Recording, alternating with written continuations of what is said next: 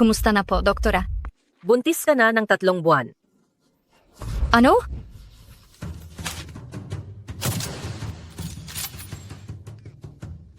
Doktora, bigla lang pong lumaki ang tiyan ko ngayong umaga. Wala po bang posibilidad na baka tumor lang to?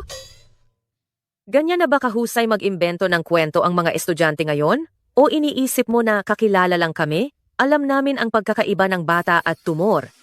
Sige na, isipin mo na lang kung may nakasama kang lalaki nitong nakaraan, susunod. Ako, nakipag-sleepover naman ako sa isang lalaki. Pero, iyon ay maliwanag na. Kagabi lang nangyari. Kahapon, pumunta ako sa Bundok Ilaw para mag-sketch. Ngunit naligaw lang ako at napunta ako sa isang kastilyo.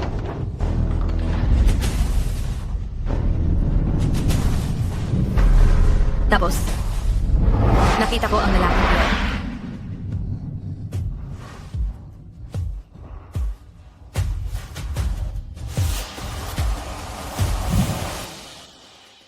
Sino ka? Ang salitang yan ay dapat ako ang magtanong sa'yo.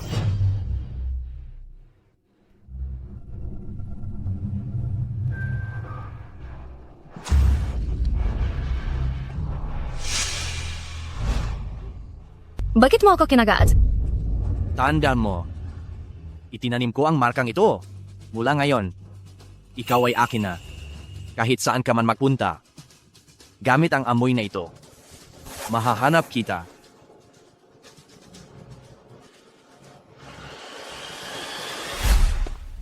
Kahapon lang kami nag-sleepover, tapos ngayon ay buntis na agad? Paano nangyari yon? May mali talaga rito. Ay, tingnan ninyo ang tiyan niya. Kitang-kita na lumalaki. Ang galing.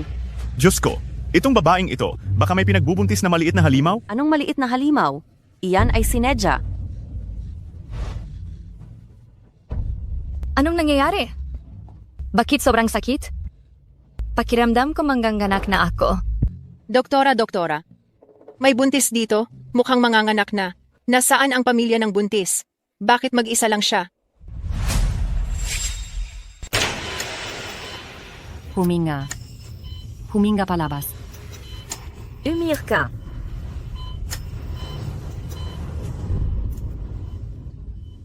Nanganak na siya, isang lalaki.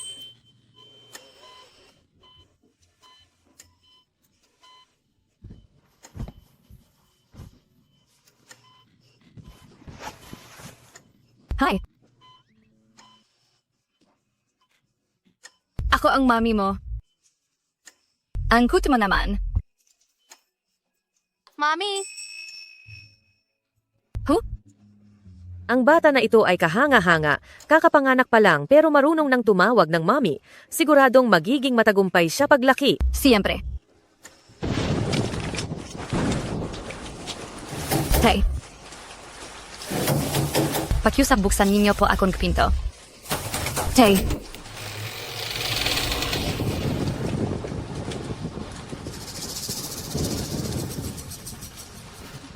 Hey. Umalis ka na dyan. Ang pamilyang Lin ay hindi tumatanggap ng mga kasing walang kwenta mo. Sapat na para kay tatay na ako lang ang anak niya. Tama. Ang nakakahiya mong basura. Mula ngayon, lumayo ka na sa amin hanggat maaari. Ang pamilyang Lin, itinuring na hindi ka namin naging anak.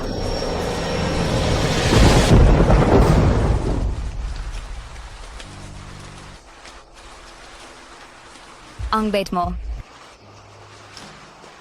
Ngunit ipinanganak ka sa panahong wala akong anumang ari-arian. Ngayon, wala na rin akong bahay. Kung sumama ka sa akin, magtitiis ka lang ng maraming paghihirap. Ano ba ang dapat kong gawin sa iyo? Panginoon ng Angkan, ang lahat ng babaeng lobo ng ating Wolf Clan ay narito na. Tingnan mo, pumili ka ng isa para sa pagpaparami, ano?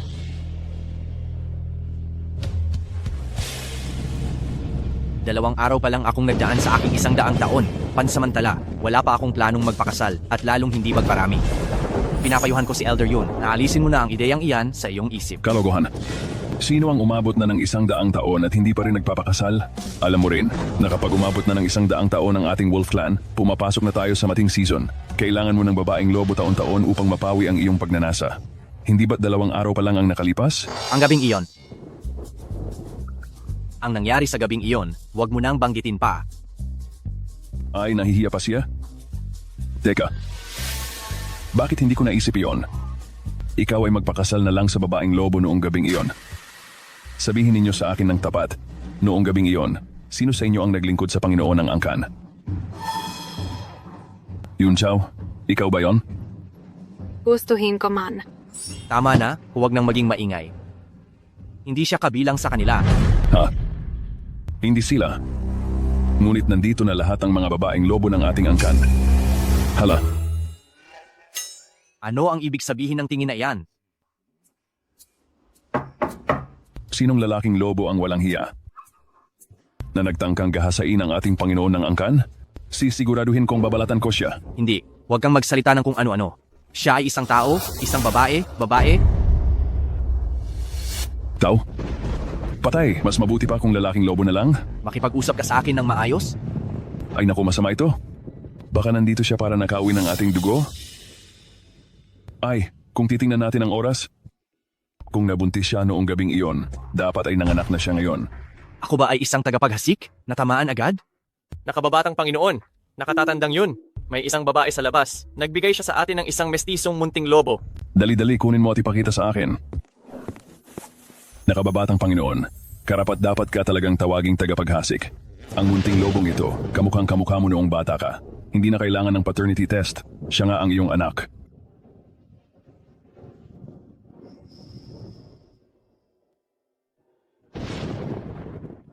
Kung gayon, ang babaeng iyon sa labas, kaya siya ang iyong kapares noong gabing iyon. Nasaan siya? Siguro ay nasa labas pa rin siya.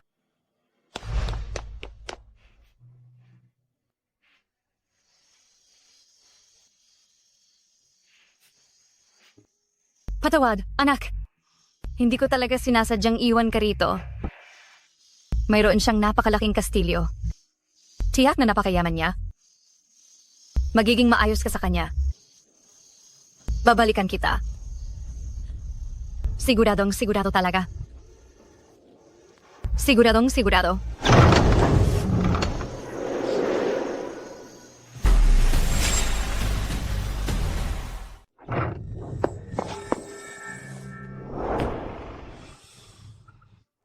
Saan siya? Umalis na. Hindi mo na kailangang malungkot. Sa tingin ko, hindi siya magandang tao. Matapos makipagtalik sa iyo, ang hindi man lang magbigay ng paliwanag ay ayos na. Ngunit ngayon ay pati sarili niyang anak, itinatanggi niya na. Ang taong walang puso at hindi tapat. Hindi mo na kailangang isipin pa. Saan mo naman nakita na iniisip ko siya? Ibalik mo sa akin ang anak ko.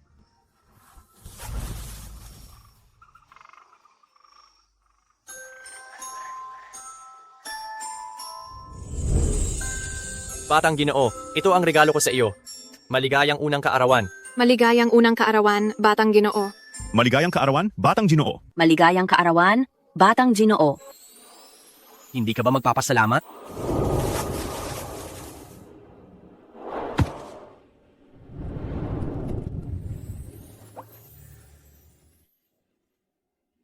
Salamat po sa inyong lahat. Happy birthday to you. Happy birthday to you. Umaasa ako na bago pa ako magdalawang taong gulang, mahahanap ko na ang aking mami. Mangyayari iyan. Tutulungan ka ang iyong ama na hanapin siya.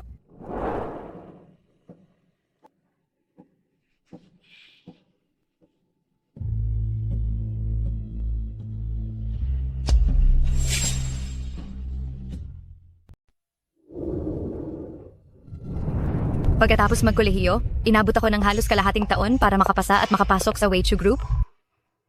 Ngayon ang unang araw ko sa trabaho. Kailangan kong magsikap para maging regular at kumita ng mas maraming pera. Sa ganitong paraan, mapupuntahan ko ang lumang kastilyo at susunduin ko ang baby ko. Hello, Hello po? bago ka rito? Apo. May ilang paalala na kailangan kong liwanagin sa iyo ng maaga. Maaari itong makaapekto kung magiging regular ka ba. Mm. Alam mo naman si President Fu, hindi ba? Siya ang pinakabatang negosyante sa Jiangcheng. Hindi lang mayaman, kundi napakagwapo pa. Bagaman may isa na siyang anak. Ang mga babaeng gustong magpapansin sa kaniya ay hindi nauubos. Gali na gali si President Fu dito. Kaya sinuman sa kumpanya ang magtangka sa kaniya ay tatanggalin ni President Fu. Naiintindihan ko. Pag nakita ko si President Fu, lalayo agad ako. Pero ang pagsasabi ko sa iyo nito ay sobra na. Napakalaki ng kumpanya. Kaya paanong makikita mo?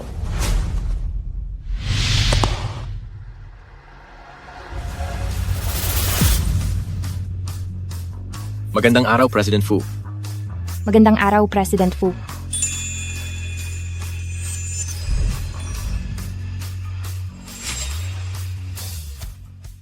Lumingon, lumingon, lumingon. Magandang hapon, Boss Fu.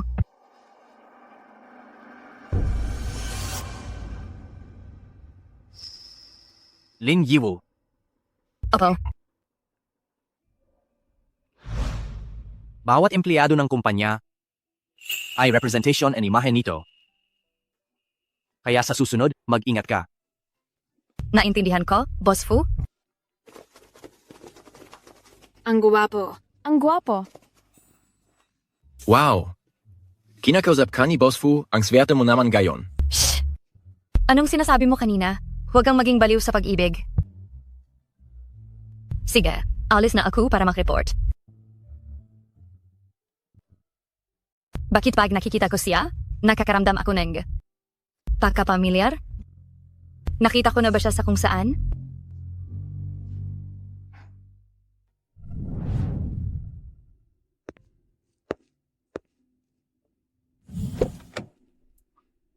Boss Fu, nagbigay ng ultimatum ang batang master nang umalis siya. Sabi niya, hindi siya babalik hanggat hindi niya nakikita ang kanyang ina. Hanapin siya at baliin ang kanyang mga binti.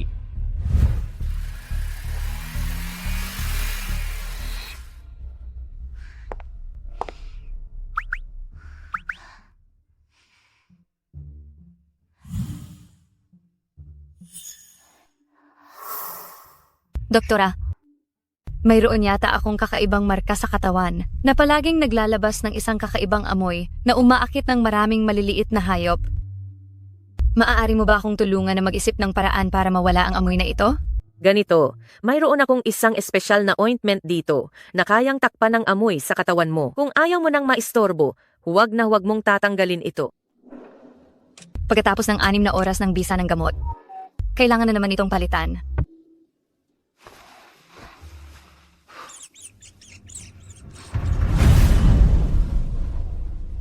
Tiyaga, hindi siguro? Tinago ko na ang amoy ko eh.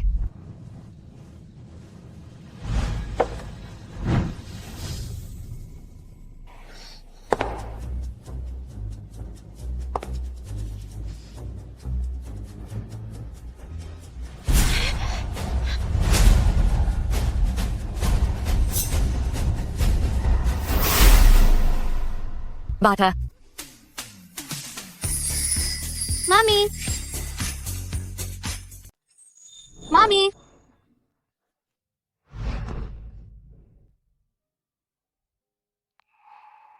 Mami! Bata.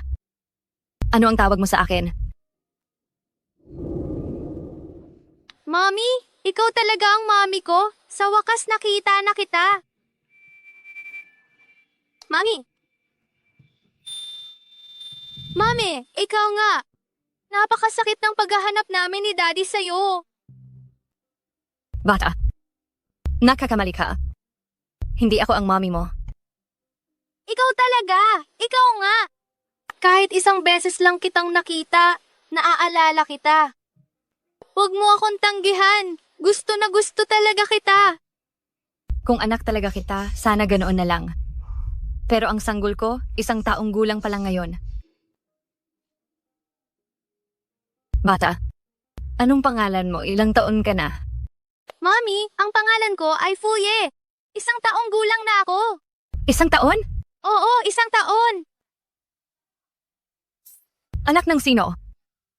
1 taon, ganito nakalaki. Sige, kung ilang taon ang sinabi mo, iyon na. Sige, alam na. Natagpuan na ang batang master ni si Ofu. Nandito sa kumpanya. Lumikaw. Kumakain ka ng tinapay mag-isa dito? Kapag nalaman ng daddy mo, tiyak na hahanapin ka niya. Taga rito ba siya sa kumpanya namin? Saang departamento? Ihatid na kita sa kanya.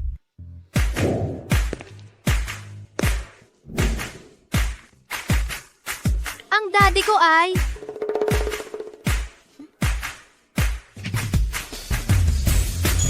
Uye.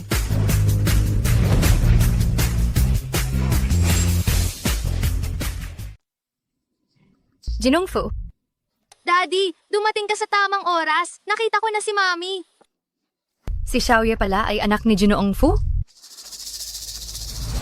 Magkamukha nga kayo. Daddy, siya talaga ang Mami ko. Umuwi na tayo kasama si Mami.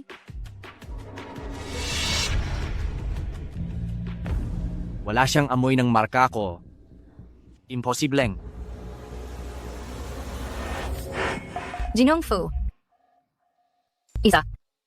Itong pagkakamali. Alam ko. Ibalik muna si Xiaoye. Opo. Halika na, young master. Mami, kausapin mo muna si Daddy ng maayos at mag-build kayo ng feelings. Daddy, baguhin mo yung masama mong ugali. Huwag mo siyang sungitan.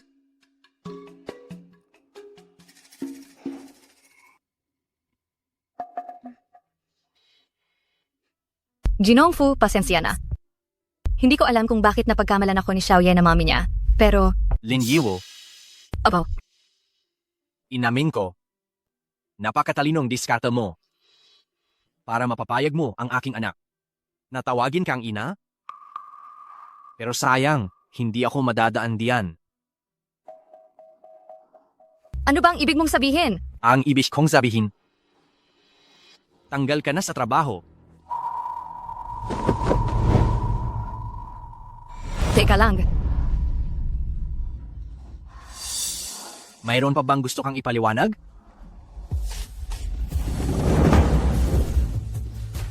Ginoong Fu, kung tatanggalin ako, ano ang dahilan? Kapag may hinatulan, dapat may kasong nakalagay, hindi ba? Gusto mo talagang sabihin, hindi mo sinadya na lapitan ang anak ko. At hindi mo ito ginawa para umakyat sa kama ko. Umakyat sa kama mo? Lin Yiwu, marami na akong nakitang mga babaeng may masamang hangarin tulad mo. Bilang iyong dating boss, mabuting payo ang ibibigay ko sa iyo. Itigil mo na ang mga murang pakana mo. Magtrabaho ka ng maayos para makita mo ang sarili mong halaga.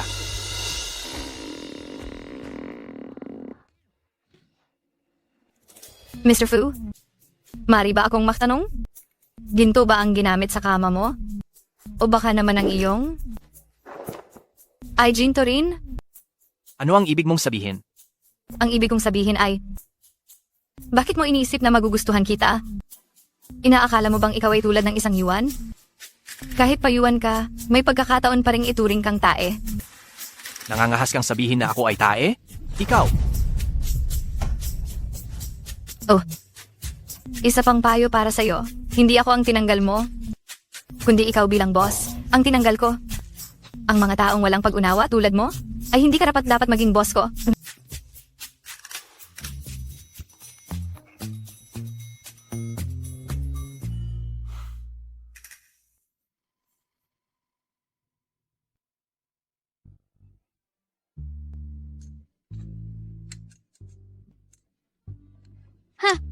Sabihin mo sa inyong nakababatang Panginoon, kung sisantihin niya si Mami at hindi na niya ako payagang makita siya, mag-aayuno ako. mag-aayuno ha? Pagbigyan siya. Itapon ninyo lahat ng pagkain niya. Ito. Tanging ang ina lang ang pinakamabuti sa buong mundo. Ang batang walang ina ay parang damo. Elder yun? Ako ay isang damong hindi mahal ng ama at hindi inalagaan ng ina. Naawa ako sa aking sarili. Nakababatang Panginoon, payagan na natin ang bata na makita ang babaeng iyon na tao, kahit hindi siya ang tunay. Ito ay kahit papaano ay magsisilbing aliw sa bata. Tingnan mo ang bata, nangayayat na talaga siya. Isang kainan pa lang iyan. Kalahati lang. Tanging ang ina lang. Tama na. Huwag ka nang umiyak. Pumapayag na ako. Yehey! Mabuhay si Daddy! Tawagan si Lin Yiwu, pabalikin siya sa trabaho bukas. Masusunod. Wag na! Ako na lang ang maghahanap sa kanya.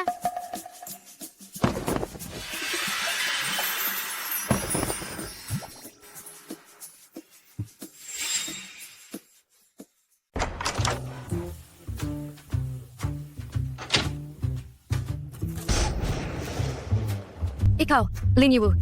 Lin Yiwu. Bakit hindi ka na lang magpababa ng pride kahit kaunti? Bakit ka ba nakikipag-away sa trabaho?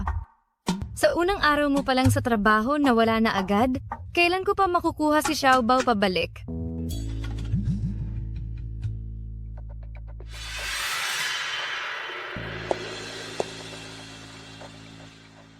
Bakit kayo nandito? Umuwi ka na ngayon. Halika na. Palitan mo itong damit at sumama ka sa akin sa Civil Affairs Bureau. Ate, itong damit ay personal na pinili ni Kuya Wang para sa iyo. Tiyak na bagay sa iyo ito. Talaga?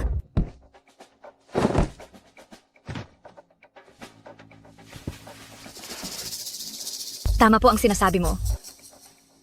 Talagang bagay ito sa basurahan ko. Lin Yiwu, huwag mo akong balahurain. Oo nga, kahit na si Kuya Wang ay nasa 50 taong gulang na. Hindi mo ba tinitingnan ang sarili mo? Hindi ka pa nakatapos pero nabuntis ka na. At iniwan ka na rin ng ama ng ampon na iyan. May gustong magpakasal sa iyo, bakit ka pa nagmamatigas? Hoy, Ikaw, anong ginagawa mo? Anong ginagawa ko? Siyempre, dahil sa masamang dila mo, tutulungan kitang linisin ng lubusan ang bibig mo. walang hiya kang babae. Dahil ayaw mong makinig sa mabuting pakiusap. Huwag kang magtaka kung magiging masama ako sa iyo. Mga tao,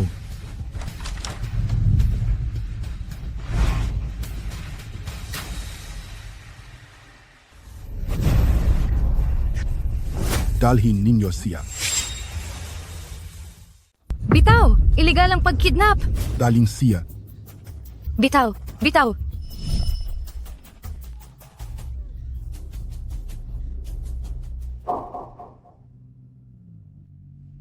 Daddy, siya talaga ang mami ko. Hindi ako maaaring magkamali.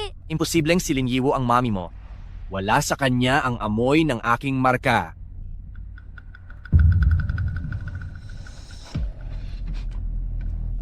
Para. Ano bang nangyari sa young master? Ito ang amoy na itinanim ko sa babaeng iyon. Parang nanggagaling sa direksyong iyon. Si mami ko ba yon? Mr. Fu, ang direksyong iyon po ay papunta sa bahay ni Miss Lin. Siya nga kaya talaga? Magmaneho. Si po. Bilisan mo. Si po. Bitaw! Bitaw!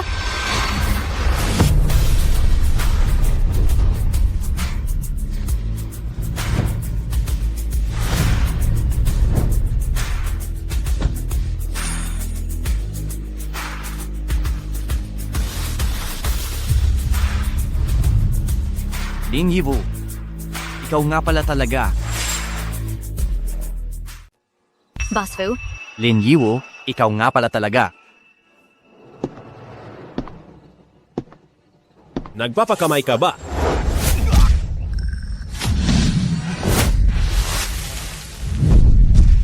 Abat ang batang ito, pakialamero. Ako, Tayo na, tayo na. maraming salamat, Boss Fu. Bakit biglang nawala ang amoy? Hindi kaya siya? Boss Fu, ano pong ginagawa ninyo?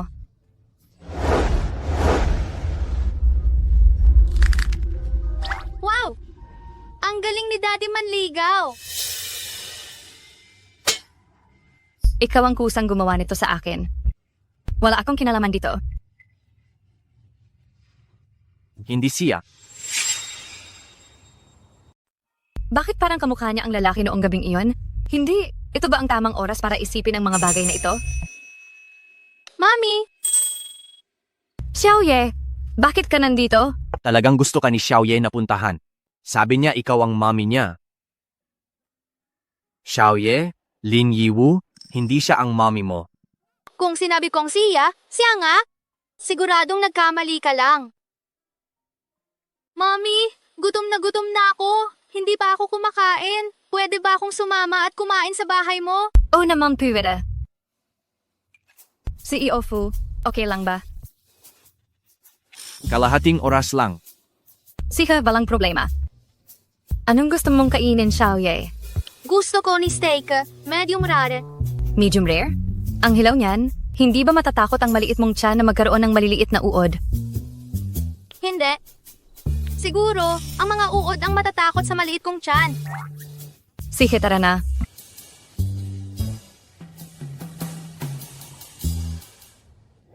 Kung hindi siya, nasaan na ang babaeng iyon?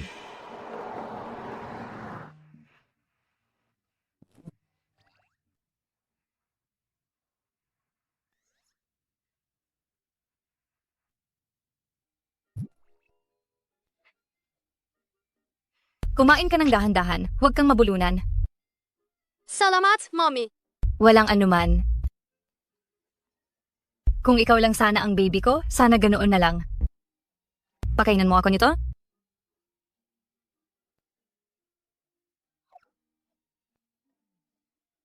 Salamat. Walang anuman. Cheers. Sa loob ng maraming taon, ito ang unang beses na nakita ko ang batang ito na ganoon kasaya. Hindi ba talaga siya ang babaeng iyon?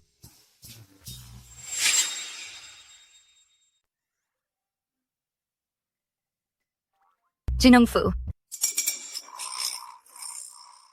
Bakit ganyan ka makatingin sa akin? May dumi ba sa mukha ko? Bumalik ka bukas para magtrabaho.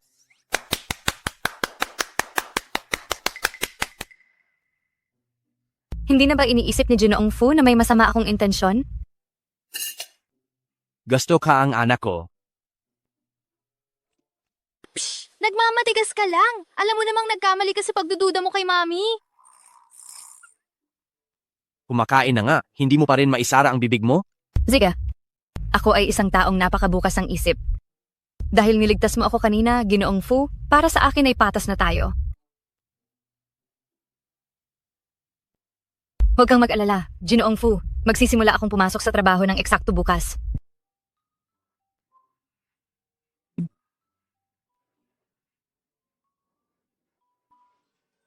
Si Daddy ay nakikipagkamay sa isang babaeng tao.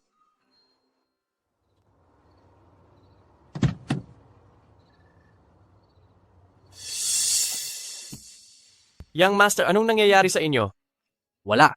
Ang kakaibang amoy na iyon, lumalabas lang sa napakaikling panahon, pero nagdulot na agad ito ng reaksyon sa akin. Young Master, na-activate ang inyong pagkalobo. Gusto niyo bang ayusin ko kayo ng isang babaeng lobo ngayong gabi? Kung gusto mong mamatay, subukan mo. Napakahirap naman kung pipigilin niyo lang iyan.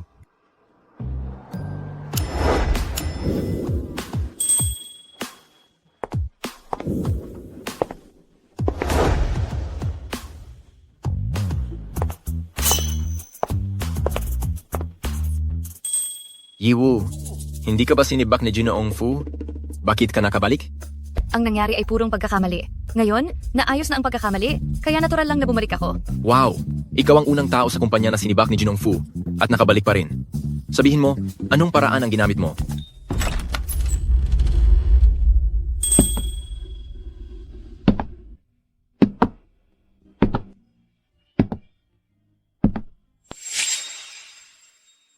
Huwag kang ganyan.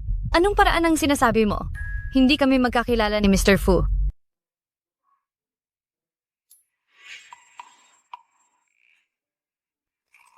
Talagang binanggit mo si Cao Cao at dumating siya.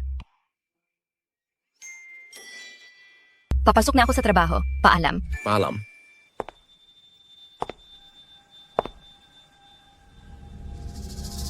Sino ang babaeng iyon? Si Lin Yiwu. Ate, balita ko, si Lin Yiwu ay nakakuha ng atensyon ni Mr. Fu dahil lang sa paglalandi kay Xiaoye, ang galing niyang magmaniobra. Ipaimbestiga mo siya. Anumang hamak na nilalang ay nagtatangkang lumapit sa aming binata. Masusunod po. Yanshan. Tingnan mo, mukhang inosente si Lin Yiwu, pero hindi inakala na matagal na pala siyang may relasyon sa ibang lalaki.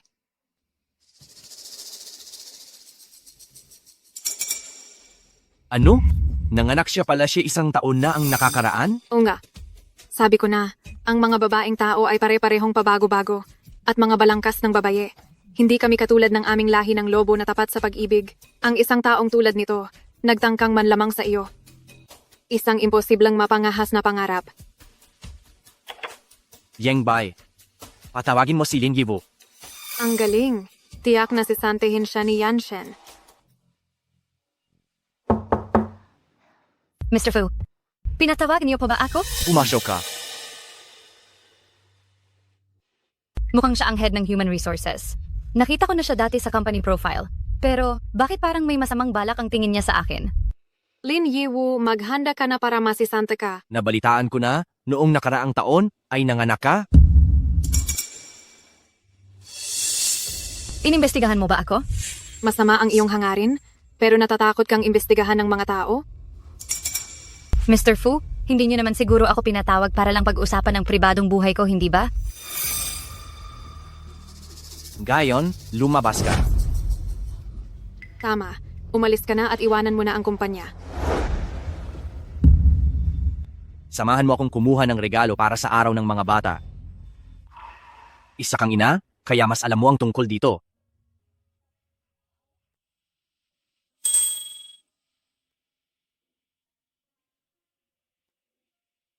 Bakit ka nakatunganga? Gusto mo ba talagang masisante? Sina? Tara na, tara na. Hindi, Yanshen. Hindi mo ba siya sisigantehin?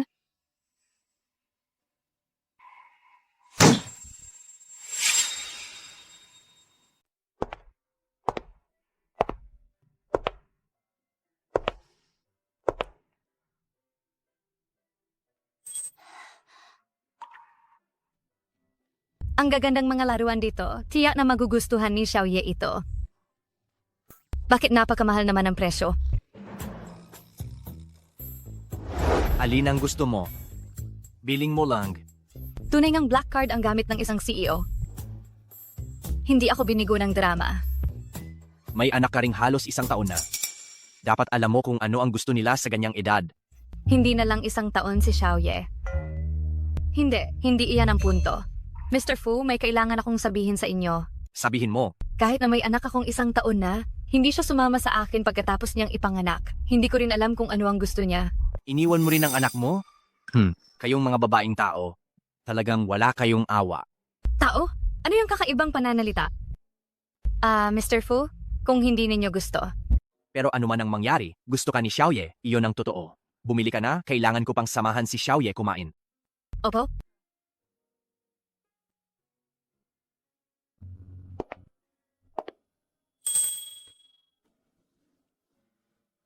Ito na lang siguro. Ang cute tingnan nitong maliit na asong lobo. Kamukha ni Xiaoye. Tiyak na magugustuhan niya ito. Wag, hindi niya iyan magugustuhan. Ang aming lahi ng lobo ay matatapang at malalaki, pero ang mga mangmang na negosyanteng ito ay ginawa itong ganito, kawalang hiyaan. Bakit parang nagalit pa siya ng ganyan? Sina, maghahanap na lang ako ng iba. Ito at ito pa. Ito, bibilhin ko lahat.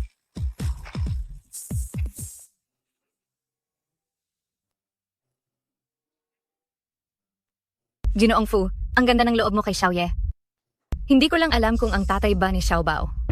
Magiging ganito rin ba kaganda ang loob sa kanya? Maganda ba? Oo naman. Napag-isip mo ako.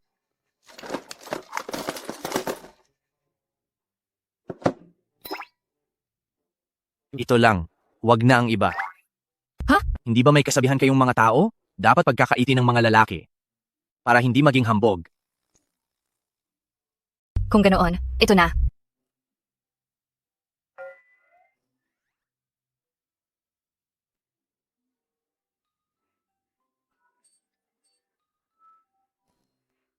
Ang boss na ito ay kakaiba sa mga walang utak na paborito sa mga short drama. Talagang may sarili siyang estilo.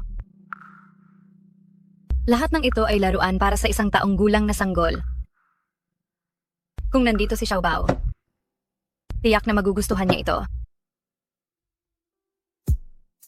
Ayos lang. Sige, lakasan mo ang loob mo. Basta makakakuha ako ng sapat na pera, tiyak na mababalik ko si Xiaobao.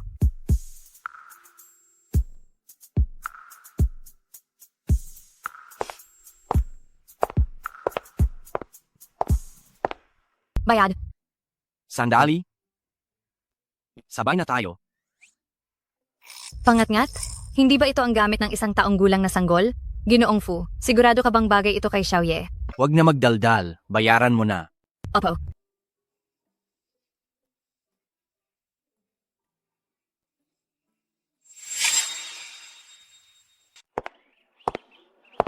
Boss Fu, tapos na akong bumili.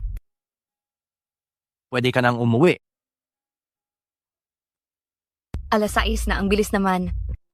Sige, Boss Fu. Hanggang bukas na lang. Sandali.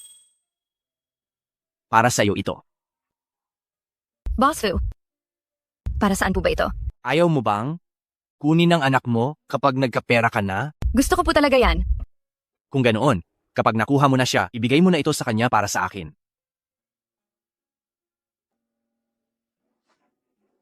Maligayang araw ng mga bata.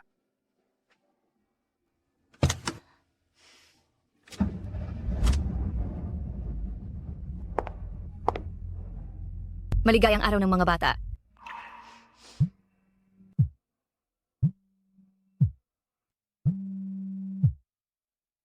Hello. Hello, Yiwu. Hindi ba naghahanap ka ng part-time na trabaho sa gabi? Mayroon akong trabaho para sa'yo dito.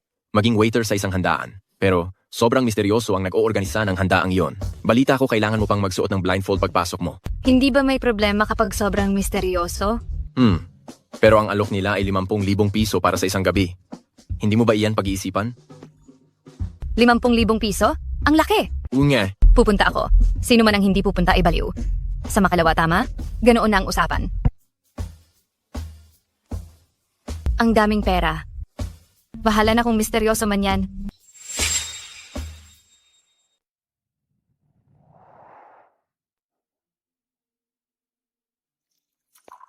Mommy, Little Ye. narinig ko po na ang aking regalo sa Children's Day ay pinili ninyong dalawa ni Daddy. Salamat, Mommy. Gustong-gusto ko ito. Wala kang dapat ipagpasalamat sa akin. Si Daddy mo ang nagbayad niyan. Kayo palang dalawa ni Daddy. Nag-shopping? Ibig sabihin ba, magpapakasal na kayo agad? Huwag mong sabihin yan basta-basta. Tika, hindi ba dapat papasok ka na sa kindergarten ngayon? Bakit ka na naman nagpunta sa kumpanya? Dinalian ko po si Mommy nito. Ano ito? Moon Serpent Festival Dance? Anong klaseng festival ito? Baka naman isa na namang festival na pauso ng mga influencer? Ito ay isang pagdiriwang ng aming pamilya. Bukas ng gabi na ito. Taon-taon itong ginaganap sa bahay namin. At lahat ng tao sa paligid ay pupunta. Sobrang ingay. Pagdiriwang ng pamilya? Talagang ibang klase ang mga mayayamang tao? May sarili pa silang holiday. Pero, bukas ng gabi, may importante akong trabaho. Kaya hindi siguro ako makakasali sa pagdiriwang ng pamilya ninyo. Mommy, hindi ka ba talaga makakapunta? Ang festival na ito ay napakahalaga para sa aming pamilya.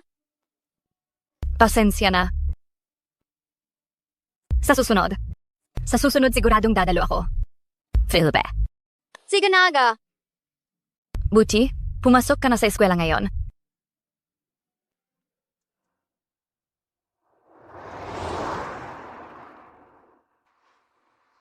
Ang bahay ba ng boss mo ay nasa direksyon na ito? Bakit parang pakiramdam ko patungo ito sa Ailao Mountain? May patakaran ng aming amo. Lahat ng bisita na hindi taga rito, Naiintindihan ko? Ang ibig mong sabihin ay tatakpan ng mga mata, tama ba?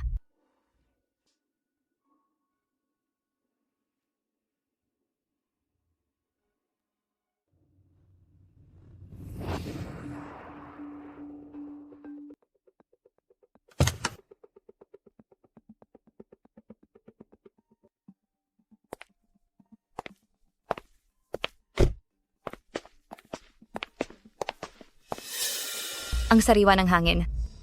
Bakit parang nasa loob tayo ng bundok?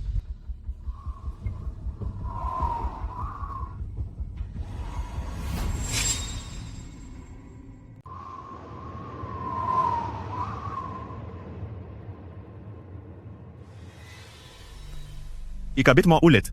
Sige.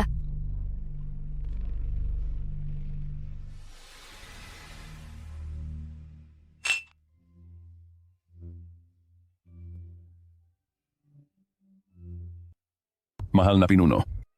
Ngayon ay araw na naman ng buwan ng serpiente at oras na naman para pumili kami ng reyna para sa inyo. Tingnan ninyo. Lahat ng babaeng nasa tamang edad sa ating tribo ng lobo ay nandito. Parehong salita. Sinabi mo na noong 1 taon. Opo. Alam kong hindi nyo kailangan ng asawa. At ayaw nyo pang magpakasal. Pero dapat isipin nyo rin si Xiaoye. Sobrang kailangan niya ng isang ina na mag-aalaga sa kanya, hindi po ba? Hindi ba? Kailangan niya ang ina. Pero hindi niya kailangan ng stepmother. Sa tono NG inyong pananalita. Gusto nyo pa ring hanapin ang taong iyon, ang babaeng tao na pumalaot sa inyo para maging reyna ng lobo ng ating tribo ng lobo. Kailan ko sinabi ang ganyang bagay? Hindi ninyo sinabi ng direkta, pero sigurado akong iyan ang nasa isip ninyo.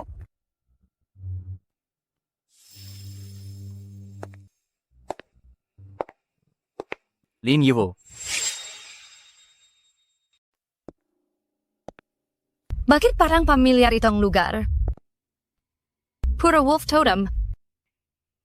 Baka may kinalaman sa lobo itong handaan? Ang kakaiba naman? Pati role-playing? Mayroon dito? Ang lambot nitong tainga ng lobo. Ang cute!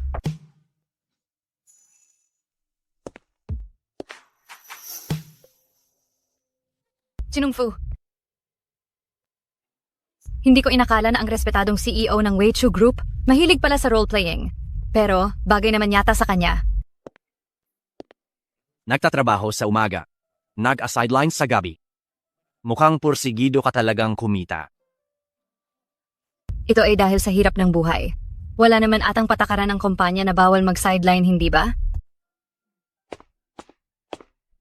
Mami, akala ko ba may trabaho ka at hindi ka makakapunta? Xiaoye, ito bang sinasabi mong family celebration? Grabe naman ang pagkakataon. Mabuti naman, bilisan mo, magpalit na tayo ng gown. Kundi, mahuhuli na tayo. Xiaoye, kailangan ko pang magtrabaho.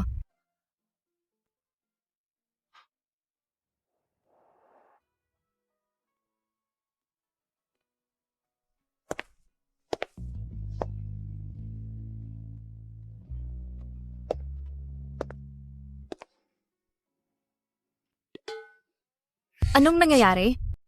Mami, darating na ang pinakamahalagang bahagi. Dapat mong galingan talaga mamaya, ha? Anong bahagi? Ano ang dapat kong galingan? Ate Yunzao, malapit na magsimula ang sayawan. Tiyak na aanyayahan ka ni Lider na makipagsayaw sa opening dance.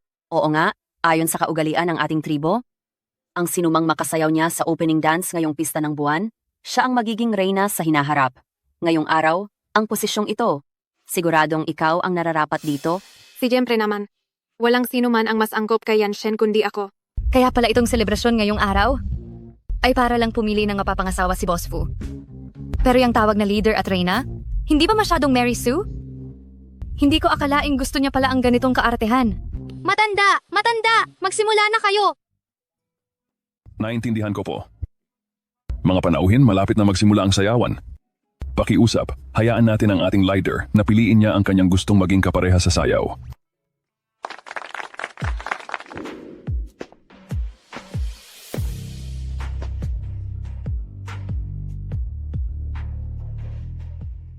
Ate Yunjao, nakatingin sa iyo ang leader. Dali, dali. Ikaw yan, sigurado. Umakyat ka na.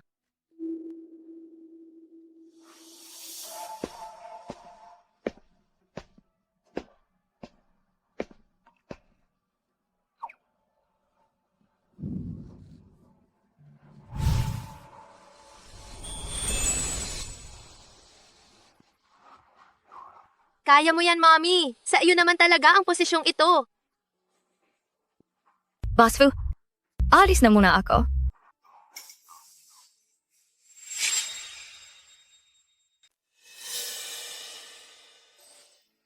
Marunong ka bang sumayaw? Nakapag-aral ako ng kaunti noong nasa club ako sa kolehiyo.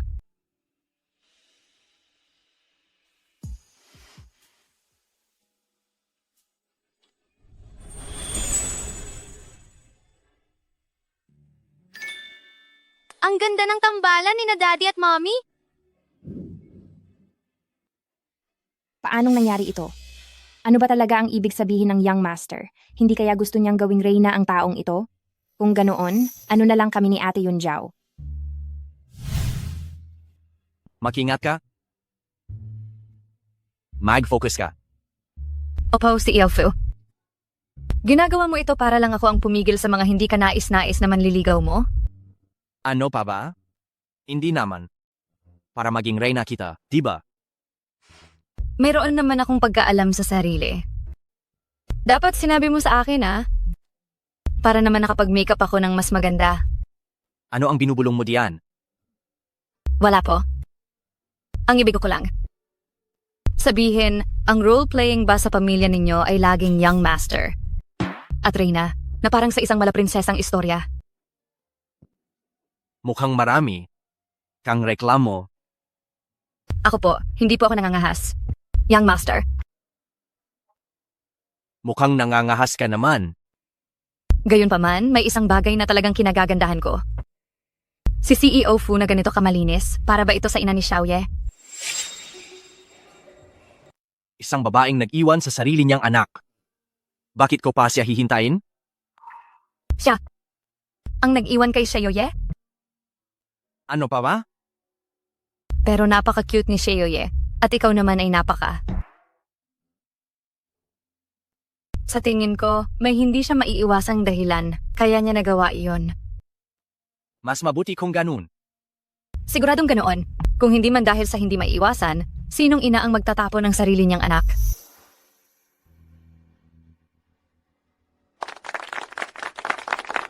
Ang galing mo, Mommy! Lin Yiwu, ikaf na naman.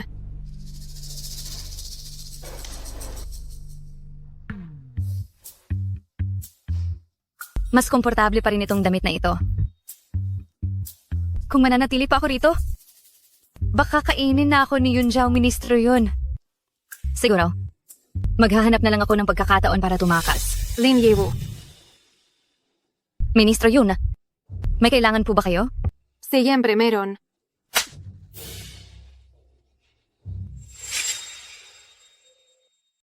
Sa tulad mong ganyan, nagsasabi ka pang nanay ka ni Xiaoye. Grabe, nakakahiya ka. Tama, isang hamak na tao lang. Gusto mo pang agawin ang pwesto ng reyna mula kay Ate Yunjao. Imposible yan. Reyna? Tingin ko kayo ang nananaginip ng gising. Lin Yiwu, talagang gusto mong masaktan. Isang beses mo lang ako sinaktan? Gusto mo pa ulitin? Akala mo ba napakadali lang akong apihin? Bitawan mo na ako. Sige. Lin Yiwu, naglakas loob kang saktan ako, ha? Bakit? Hindi ba ako pwedeng manakit sa'yo? Ngayon, wag mo sabihin na isa ka lang simpleng manager. Kahit na ikaw pa ang kasintahan ni Boss Fu, sasaktan pa rin kita. Anong karapatan mo para hiyain ako? Gusto mo si Boss Fu at gusto mo ring makipagkumpetensya sa akin? Iyon ay problema mo. Pero hindi ako sasali-sali dyan. Lin Yiwu, ikaw ang pumipilit sa akin ito.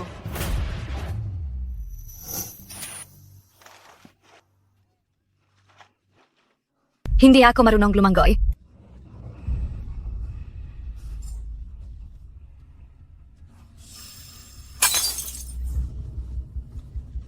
Umalis na tayo. Saklolo? Tulong? Tulong?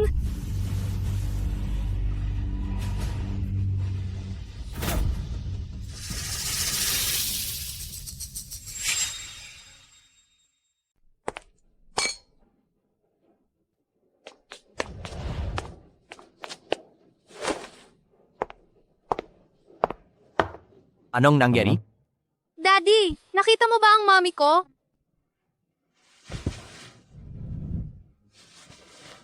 Wala. Nakakagulat. Bakit bigla siyang nawala? Kasalanan mo. Hindi mo siya binantayan.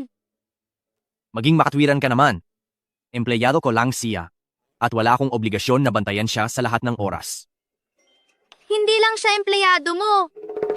Siya ang mami ko. Ang iyong magiging reyna. Kung may nangyaring masama sa kanya, pagsisisihan mo iyon. Huwag kang mag-alala. Hinding-hindi siya magiging reyna ko.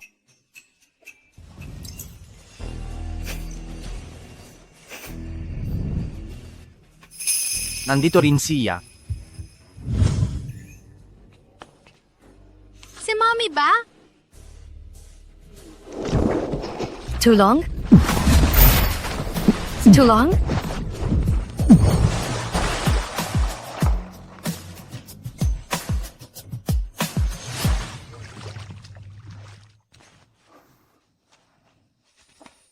Nag-brown out. Buti na lang nag-brown out, hindi niya ako makikilala.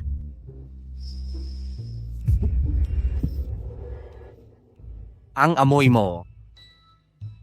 Amoy? Naku, talaga bang naamoy niya ang presensiya ko? Kung malalaman niyang ako ang dahilan kung bakit nandito ang mga ahas at daga, ituturing niya akong halimaw at sisantihin ako. Tanggalin mo ang maskara mo.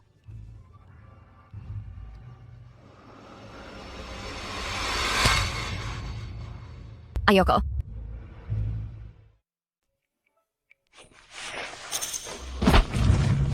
Gusto mo pa ring tumakas? Ang amoy niya ay muling pumukaw sa aking pagiging hayop. Anong nangyayari? Bakit biglang ang init niya?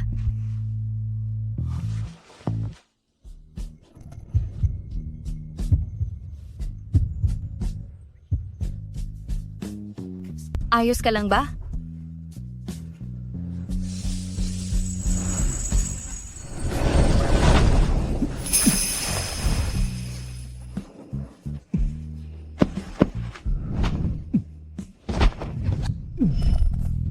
Bakit? Bakit pakiramdam ko ay kamukha niya ang lalaking iyon? Hindi. Hindi.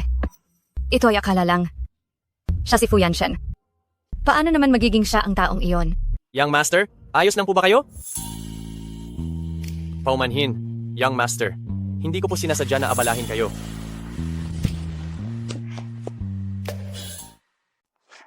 Pasensya na, Gino.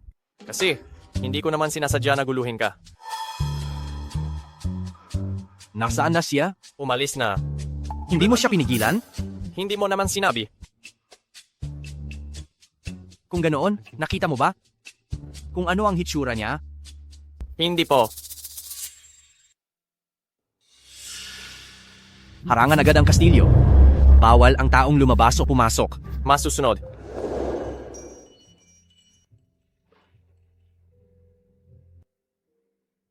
Kahit maghukay pa tayo sa ilalim ng lupa. Ngayong araw, hahanapin kitang talaga.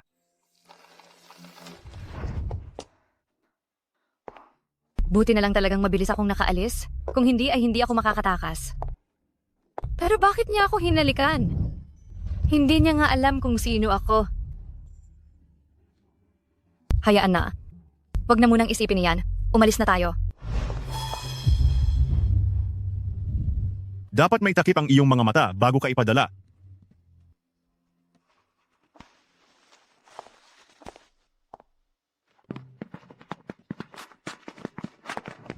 Utos ng Ginoo na harangan ang kastilyo, kaya ngayong gabi, sinumang tao ay hindi pinapayagang pumasok o lumabas ng basta-basta. Masusunod.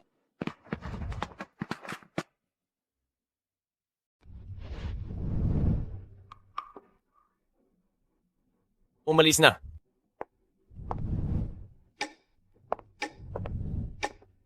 Umalis na. Umalis na kayong lahat. Young Master, lahat ng taong pumasok sa kastilyo ngayon ay sinuri na. Wala. Talaga? Nandito ang lahat. Nasaan si Lin Yiwu?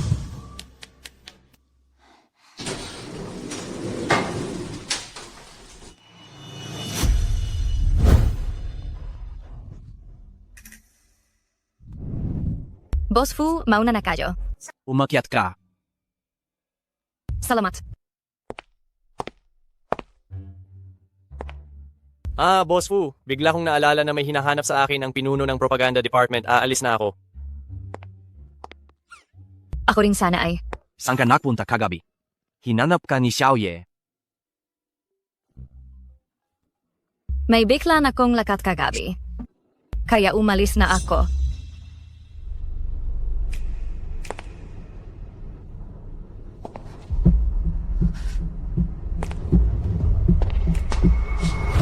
Kagabi? Napunta ka ba sa tabi ng pool? Sa pool? Hindi, Talaga? Hinalikan mo ako kagabi. Tanggapin. Siyempre hindi. Nagkamali ka sa pagkakakilanlan. Paano naman mangyayari na makikipaghalikan ako kay Mr. Fu? Kagabi, sa gilid ng pool. Nakita ko ang nanay ni Xiaoye. Ano? Kung nagkamali ako, malalaman ko sa pagsusuri.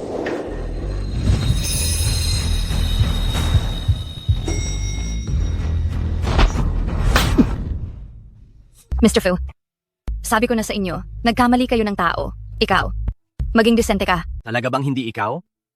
Kung ipinanganak ko si Xiaoye o hindi ba't ako mismo ang nakakaalam niyan? Lumabas ka.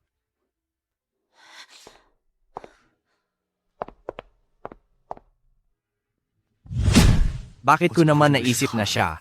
Wala naman sa kanya ang amoy ko.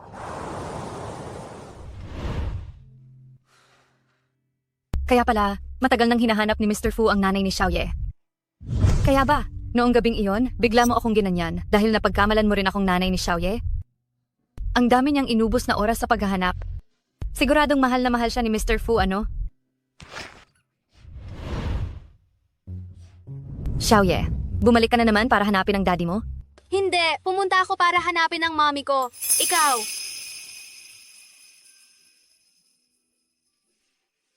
Kung mahanap na ni Mr. Fu ang nanay ni Xiaoye, sa susunod, hindi na siguro magiging malapit sa akin si Xiaoye ng ganito. Mommy, bakit ka umalis ng ganoon kabilis kagabi? Ano ba itong nangyayari sa akin? Itinuturing ko si Xiaoye na parang sarili kong anak. Mommy, may kailangan akong asikasuhin kaya umalis ako kagabi? Sige na, basta't nakasayaw mo si daddy, ayos na yon. Pasensya na, Xiaoye. Kailangan ko pang magtrabaho. At mag-duty. Pwede bang mag-usap tayo ulit sa ibang araw? Mommy, magtrabaho ka na. Xiaoye. Xiaoye. Mommy, masaki po. Xiaoye, huwag mo akong takutin. Anong nangyayari sa iyo, Xiaoye? Xiaoye? Anong problema? Hindi ko alam. Kanina lang maayos siya. Tapos bigla siyang... Masama. Ang dugo sa buong katawan niya ay nagkakagulo. Dadalhin ko siya sa ospital, bumalik ka sa trabaho. Xiaoye.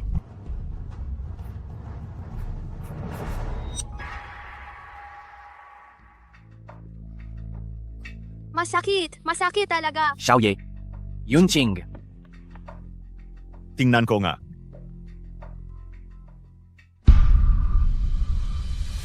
Si Xiaoye ay kalahating tao, kalahating lobo. Pagkalipas ng USC Festival, magkasalungat ang dalawang lahi ng dugo sa katawan niya. Kung ganito ang patuloy, hindi siya magtatagal, maaaring nasa malaking panganib ang kanyang buhay anumang oras. Ikaw ang pinakamahusay na doktor ng aming lahi ng lobo. Gumawa ka ng paraan para tuluyan siyang maligtas. Young Master, dapat na magpadala tayo ng mga tauhan ngayon din upang hanapin ang biological na ina ni Xiaoye. Sa panahong ito, bakit mo siya binabanggit? Tanging ang dugo lamang ng biological na ina ni Xiaoye ang pansamantalang makakabawas sa paghaharap ng dalawang lahi ng dugo.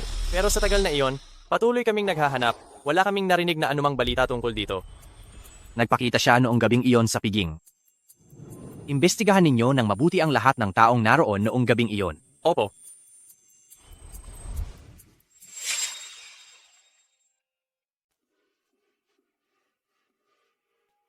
Tatlong araw nang hindi pumupunta si Ono para hanapin ako. Sabi ni Ministro yun, hindi ko alam kung bakit. Pero nitong nakaraan, ang batang Ginoo ay nasa ospital palagi. Parang nasa panganib pa ang buhay niya. Ganun ba kalala? Hindi ba? Sinabi ba ni Ministro yon? Kung saang ospital naroon si Ono? Nabalitaan ko na nasa ospital ng Ranay daw. Salamat.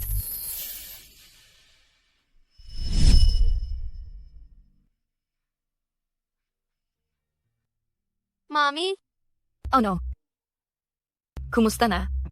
masakit ang kamay ni Mami.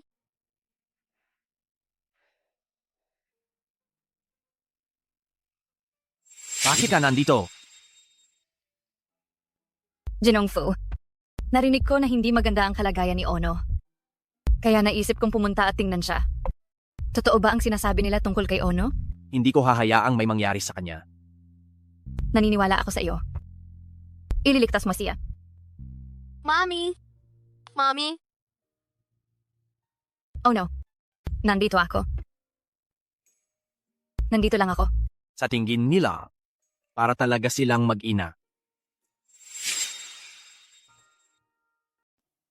Lin Yiwu. Tungkol sa nangyari sa elevator noon. Taos puso akong humihingi sa iyo ng paumanhin. Ay, Diyos lang. Nakalimutan ko na. At saka si Xiaoye. Pag nahanap niya na ang mommy niya, hindi ka na niya guguluhin. Sa tingin ko, malapit na yung... Oh. Young Master, pinapapunta ka ni Yunqing.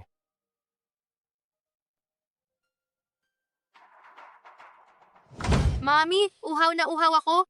Kukunan kita agad ng tubig.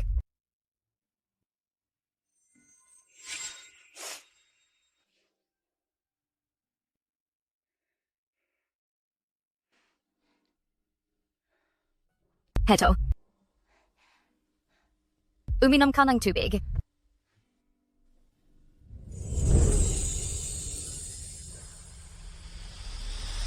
Mukhang si Xiaoye, gumaan-gaan na ang pakiramdam. Dahil ba to sa dugo ko?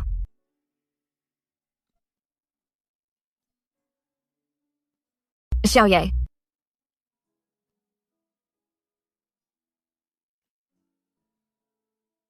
Hindi ko na to kayang isipin pa.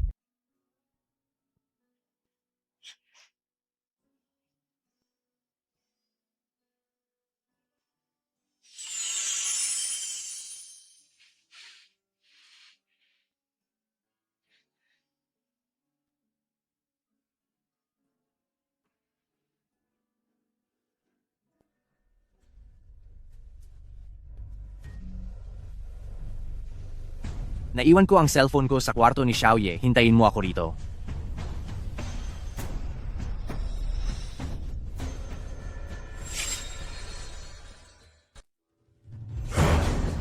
Apo. Magpalit tayo ng lugar para makusap.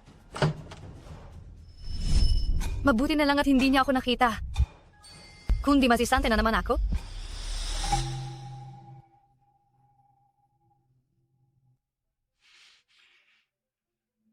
Lin Yiwu, bakit ikaw na naman? Anong ginagawa mo? Bakit may dugo pa ang kutsilyo na yan? Nagbabala ka bang saktan si Xiaoye? Hindi ako. Lin Yiwu, pinainom mo ba ng dugo mo si Xiaoye? Opo. Pero wala akong masamang balak kay Xiaoye. Pinainom niya talaga ng dugo si Xiaoye. Tingnan ang itsura ni Xiaoye. Parang mas bumuti ang pakiramdam niya kaysa kanina. Ibig bang sabihin talaga, siya talaga ang tunay na ina ni Xiaoye? Mayroon pa akong kailangang gawin. Kaya aalis na muna ako.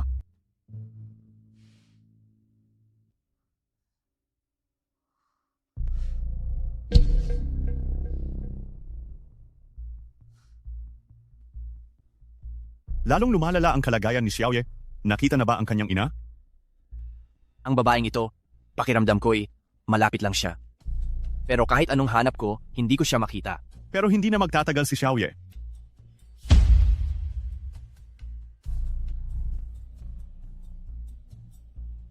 Apo, gising na si Xiaoye.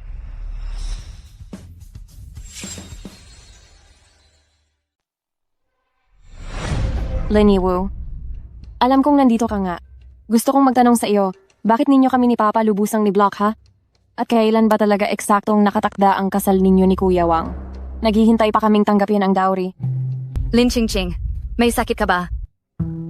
Kung gusto mo talaga ng pera, ikaw na lang ang magpakasal. Itigil mo na ang panggugulo sa akin.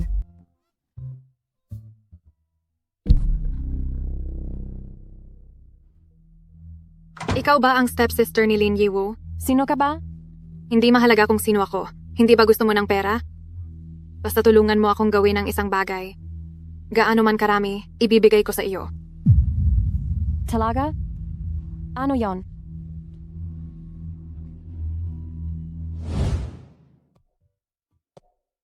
Daddy, ayos na ako. Ganyan nakalala ang lagay mo, pero nagsasabi ka pa rin sa amin na ayos ka lang. Kung hindi ka naniniwala, sige, tingnan mo lang.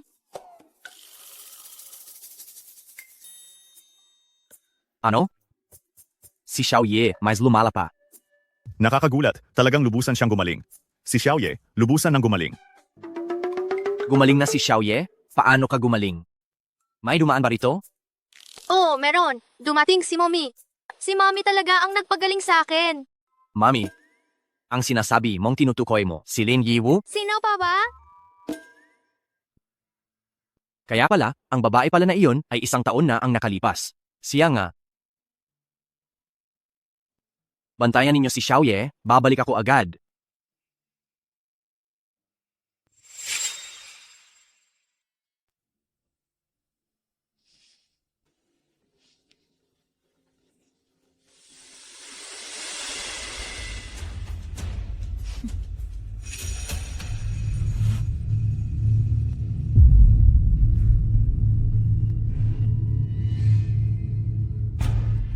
Lin Yiwu, nasaan ka ba? Sagutin mo ang tawag.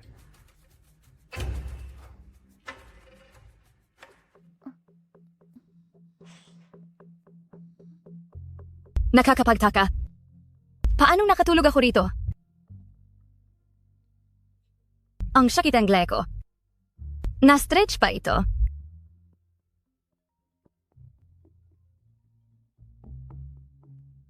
Hello, CEO Fu. Bakit ang tagal mong sagutin ang tawag?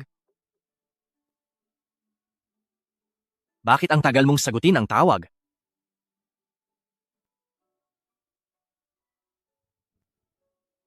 Hinahanap mo ba talaga ako?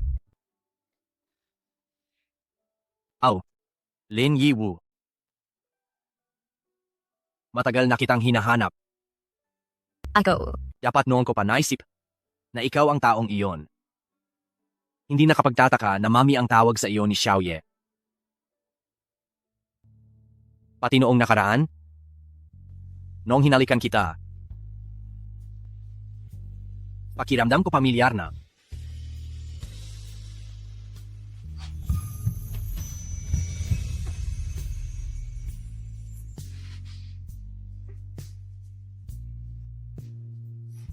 CEO Fu, bakit mo na naman akong hinalikan?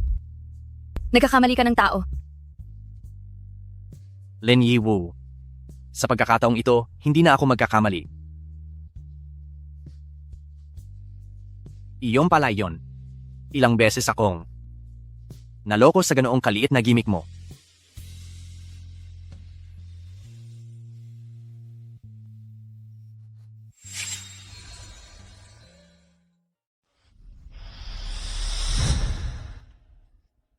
Anong nangyayari?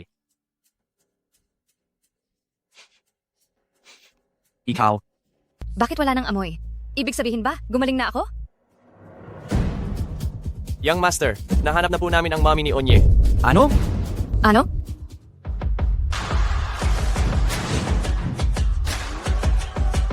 Nasaan siya? Naghihintay na po siya sa loob. Saan ninyo siya nakita? Sa ospital po. At tungkol po sa detalye ng pag-iwan niya sa bata noong nakaraang taon, lahat po ay nasasabi niya.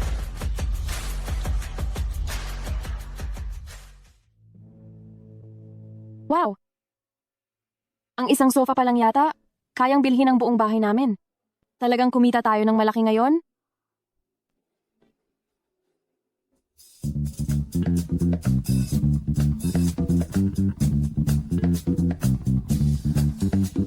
Hello? Ang guwapo ng lalaking ito. Lin Qingqing. Ako po iyon? Pwede mo akong tawaging Ching Ching? Pwede ko ba akong tumawag sa iyo ng Yanshan?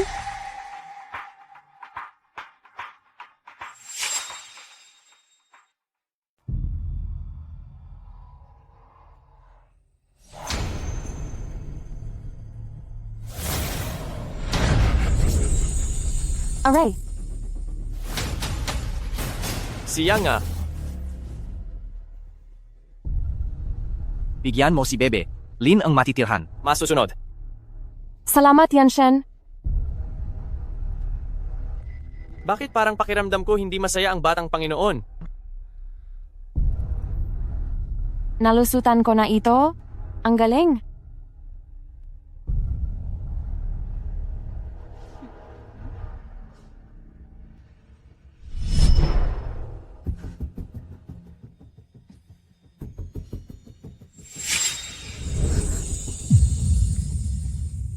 Lin Yiwu, ikaw pala talaga ang mommy ni Xiaoye. Ngunit kung umaasa kang gamitin ito upang maabot si Yanshen, huwag ka nang mangarap.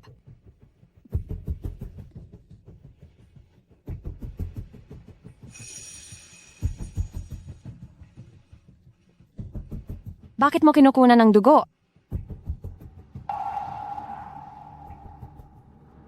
Kapag uminom akong sapat na dugo niya, mananatili ang amoy niya sa akin. Ayoko. Ayaw mo na ba ang pera? Inumin mo. Kung hindi lang dahil hindi ako tao, hindi kita bibigyan ng benepisyo, Gunggong. Tungkol naman sa amoy ni Yanshen sa iyo.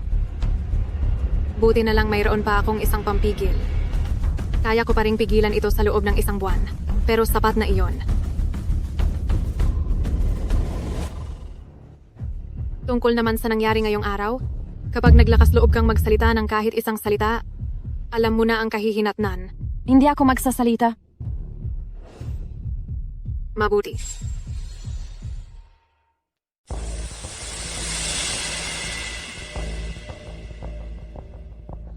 Tanging sa ganitong paraan lamang, mapaghihiwalay ko kayo ng tuluyan. Tungkol naman kay Lin Qingqing, ang tangang ito. Hinding-hindi siya magugustuhan ni Yanshen. Sa ganito, makakaroon akong pagkakataon na makapasok sa pagitan nila. Hinahanap ko siya ng matagal. At ngayon sa wakas, natagpuan ko na siya. Pero bakit parang hindi ako masaya? Ang babaeng iyon ba talaga isang taon na ang nakalipas? Ay siya?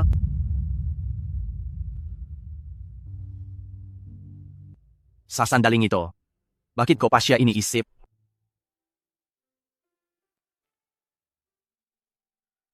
Yiwo, narinig mo na ba?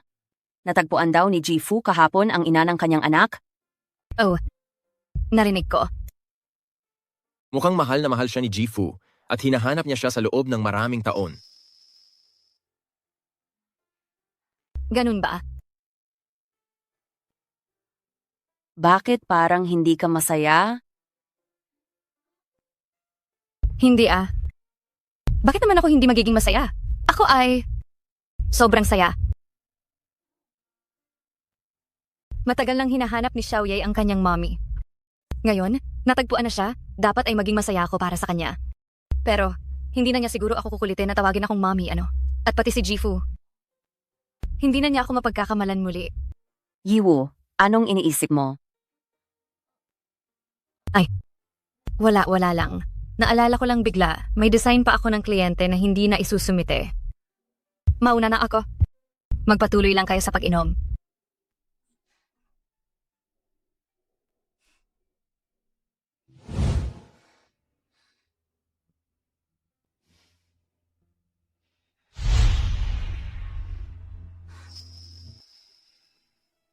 Pasensya na, Hefu. Kayo muna. Pumasok.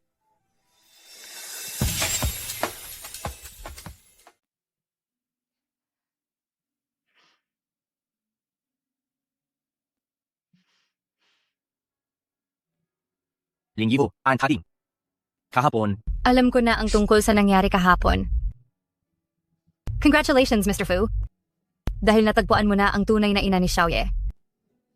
Kayong tatlo, sa wakas ay buo na ang pamilya ninyo. yan lang bang gusto mong sabihin sa akin? Kung gayon, dapat ba akong matuwa para sa inyo? Mas mabuti pang hindi ka na lang nagsalita. Ano ba talaga ang inaasahan ko?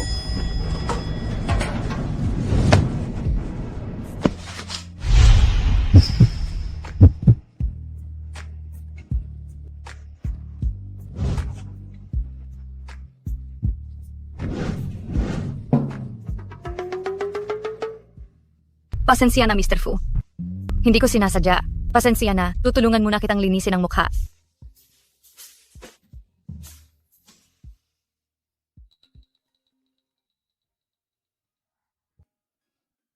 Mayroon pa akong kailangang asikasuhin. Mauna na ako.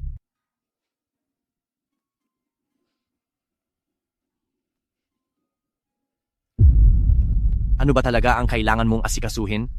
Naghanda akong pagkain ngayon. Bumalik na kayo ni Xiaoye para kumain.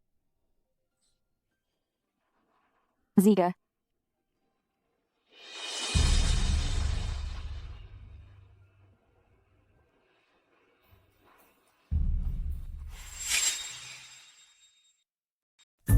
Xiaoye, sabi ni Elder Yun gustong-gusto mo raw ng french fries. Ako mismo ang gumawa nito. Tikman mo kung masarap.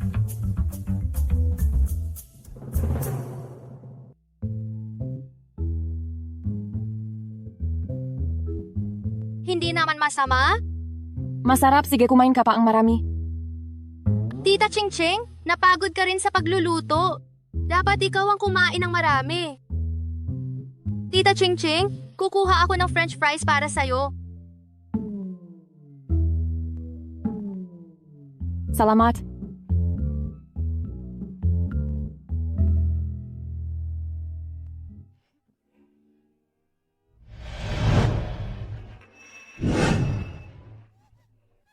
Uwad.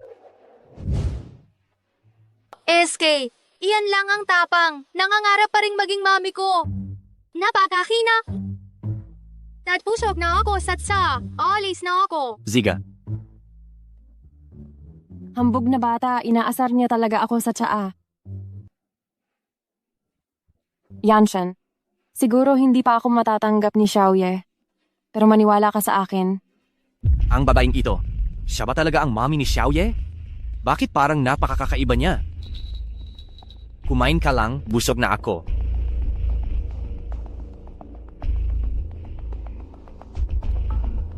Pero wala ka pang nakakain.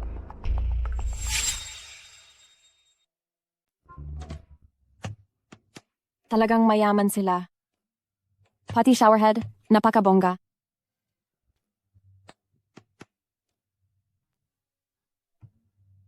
Wala ng tubig. Manang Joe. Manang Joe, wala ng tubig. Huh? Bakit ang lamig?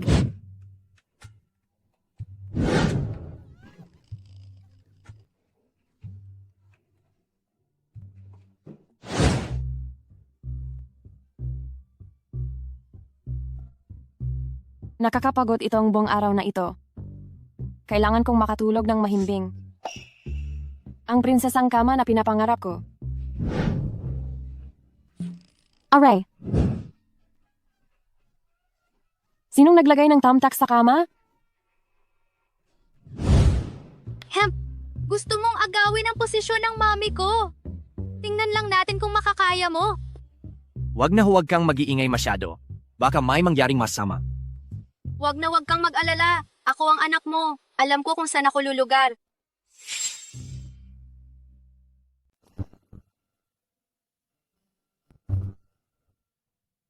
Ayon sa balita, ngayong gabi, ang Lyra meteor shower ay sisikat sa kalangitan at maaaring umabot sa 100 bulalakaw kada oras. Daddy, sabay tayong manood ng ulan ng bulalakaw, sina. Huwag na, marami akong talagang ginagawa.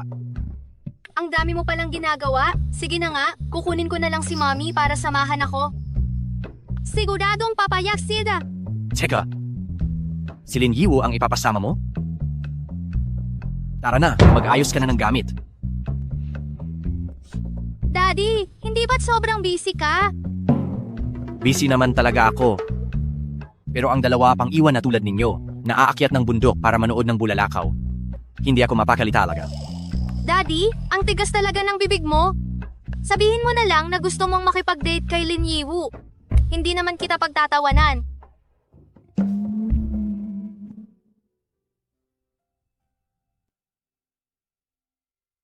Kailangan kong tulungan si Daddy. Nabalikan si Mommy.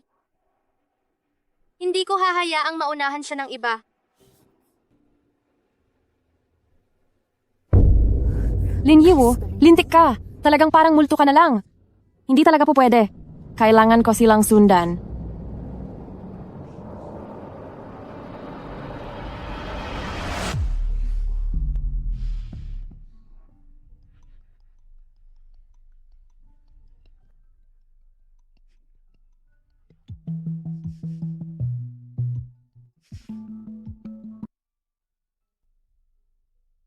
Mommy? Xiaoye, ang gabi na May kailangan ka ba? Sabi sa balita may ulan ng bulalakaw daw ngayong gabi. Gusto ko talagang manood. Pwede mo ba kong samahan? Nasaan ang daddy mo? Si Daddy? Sobrang busy niya ngayon. Nasaan ang mommy mo? Siguro gusto niya ring samahan ka. Ayaw ko sa kanya.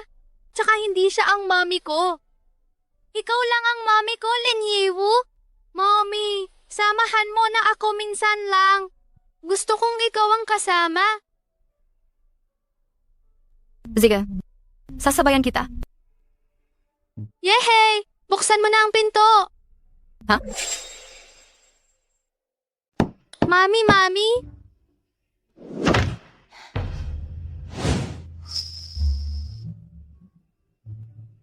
Fu.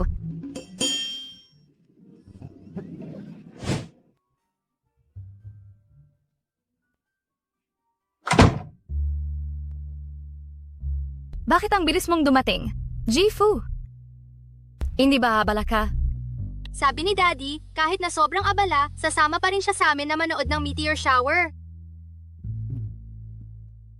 Oh? Anong nangyayari? Nahanap na nga nila ang mommy ni Xiaoye, pero bakit itong dalawa ay gusto pa rin akong isama manood ng meteor shower?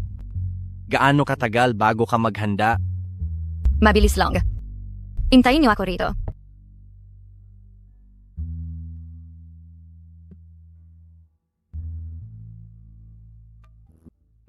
Daddy, di ka na. Dapat magpasalamat. Basta pag kinasal kayo ni Mami, paupuin mo lang ako sa principal table. Huwag ka nang magmayabang pa?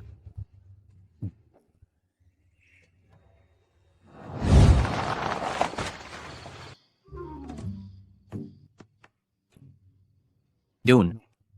Hindi na kayang dumaan ang sasakyan sa daang iyon. Kailangan nating maglakad na. Kaya mo ba talagang umakyat sa bundok? Oo naman, walang problema. Kahit may problema, okay lang. Pwedeng buhatin ni Daddy si Mami paakyat sa bundok, diba Daddy? Xiaoye, anong pinagsasabi mo?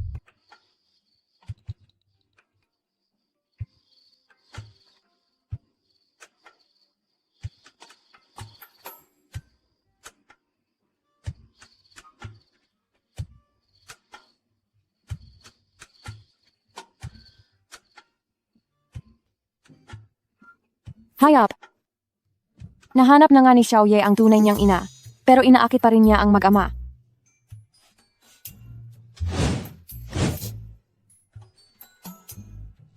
Sinundan pa rin tayo hanggang sa pag-akyat.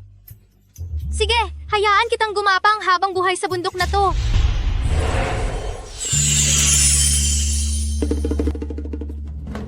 Xiaoye, halika na agad. Paparating na po.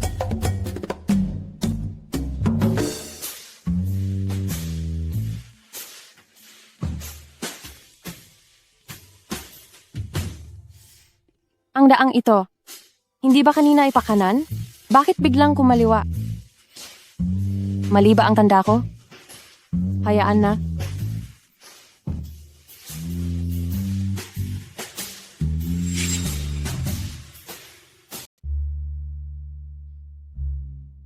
Sina? Daddy, Mami, dito na tayo mag-camping. Mami, kayo ni Daddy. Ang mag-ayos ng tent. Ako na ang magliligpit ng bag. Tulungan mo na lang si Daddy. Ako na Silo. Ay, sige.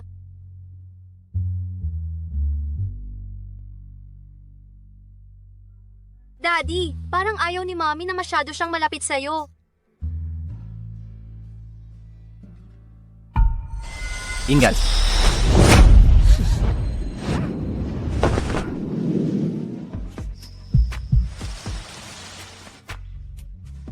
Hindi ka naman talaga nabigla, hindi ba? Ayos lang. Mami, ayos ka lang ba? Xiaoye, lumayo ka muna. Baka matamaan ka. Bakit kayong dalawa? Ang bibilis yata. Mabilis na? Kasi kami ni Daddy ay superheroes.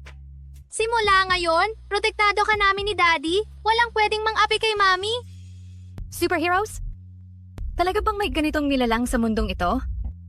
Siguro namamalikmata lang ako.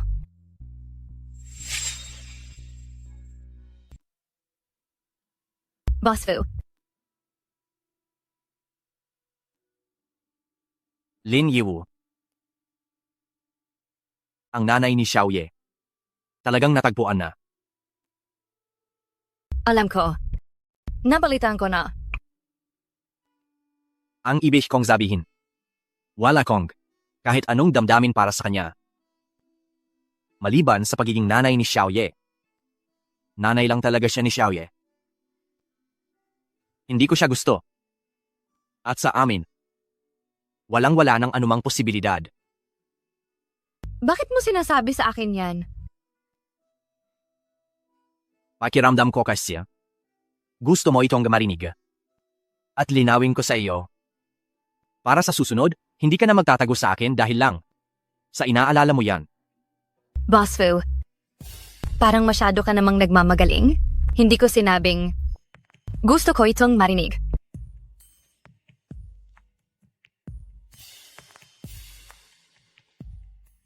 Kung ganoon, huwag ka nang magtago pa sa akin ulit. Sige na, itayo mo na ang tent mo. Sa totoo lang, kailangan talaga ako ang kumilos. Siguro, ang peke kong nanay, sobrang kawawa na ngayon.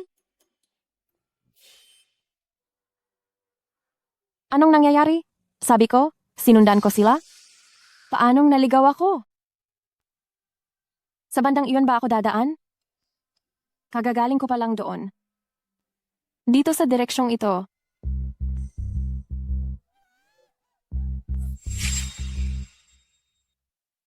Mommy, Daddy, tingnan niyo, shooting star!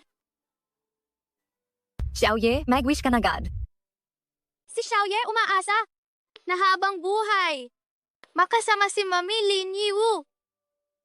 At pagkatapos kami tatlo ay magiging masaya. Sana nga si Daddy ay bilisan na at pakasalan si Mami sa kastilyo at bigyan ako ng isang kapatid na babae. Xiaoye, huwag kang mag-wish ng kung ano-ano. Hindi ako nag-wish ng kung ano-ano. Tiyak natutuparin ni Daddy ang aking kahilingan. Di ba, Daddy? Susubukan ko. Mr. Fu, ano ba ang sinasabi mo? Kung si Xiaoye talaga ang anak ko, sana nga. Ano ang iniisip mo?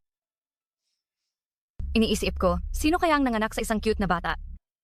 Tulad ni Xiaoye. Bobo kang, Mommy. Ikaw ang nanganak sa akin. Tingnan na lang natin ang ulan ng mga bituin. Daddy, Mommy, pwede niyo ba akong bigyan ng isang hiling? Anong hiling? hiling? Kayo dalawa, halikan niyo ako. Tatlo? Dalawa? Isa?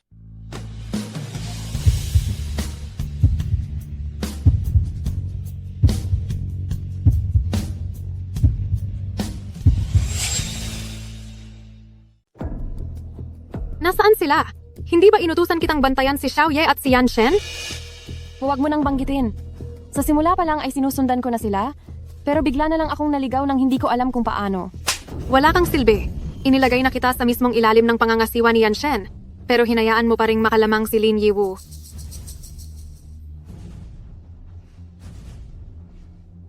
Sa susunod na panahon, darating ang araw ng pangingibabaw ni Yan Shen. Sa panahong iyon, gamitin mo ang amoy ni Lin Yiwu upang sa pilitang manatili na siya sa kastilyo at huwag na huwag silang pagtatagpuin ni Lin Yiwu. Kung hindi, lahat ng ginawa natin ay mabubunyag. Naiintindihan ko.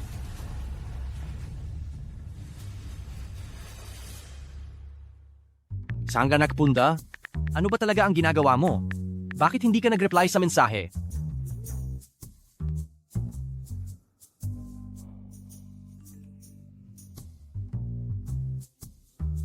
Ang babang ito.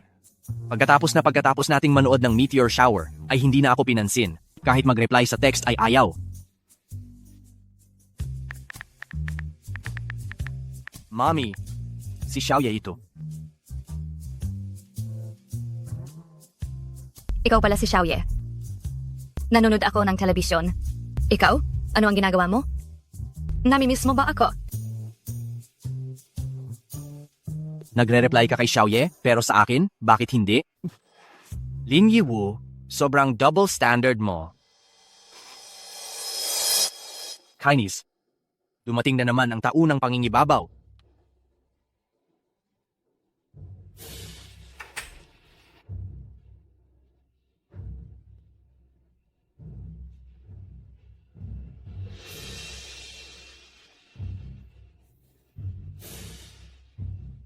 Yansen, masama ba ang pakiramdam mo? Ang pampijil. Idikit mo sa akin. Ay, nakalimutan ko. Kung hindi ka komportable, pwede kitang tulungan na gumaan ang pakiramdam. Handa ako.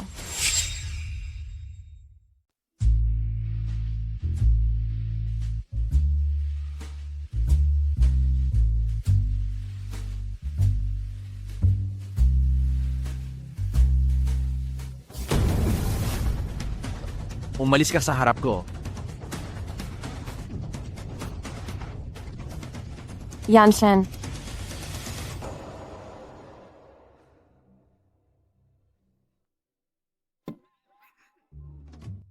Fuye, ikaw na naman. Lalala? Hintayin mo lang. Darating ang araw, palalayasin ka ni Daddy palabas ng kastilyo.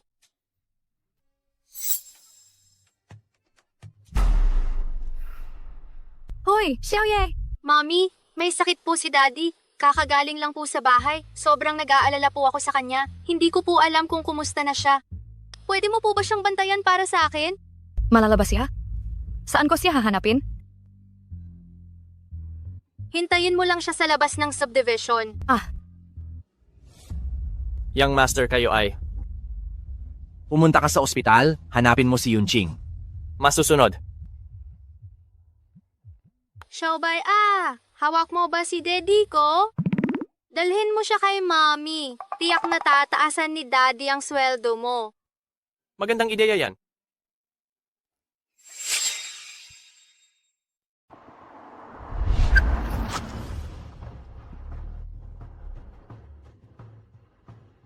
Saan ito? Inutusan kitang ihatid ako sa ospital para hanapin si Yunqing. Bakit mo ako dinala sa bahay ni Lin Yiwu? Apo, bagaman magaling si Dr. Yun, hindi naman siya isang Diyos ng pagpapagaling. Kung talagang kaya niyang solusyonan ang problema ng pamilya ng ating angkan, tayong lahat kailangan pa ba tayong magtiis ng ganito kahirap? Huwag ka nang magsalita pa ng marami. Magmaneho. Apo, sundin mo na lang ang sarili mong puso. Kapag nag-ingay ka pa kahit kaunti, ipapadala kita sa malayong kagubatan para mag-anak. Huwag na huwag po. Huwag na huwag po. Aalis na po.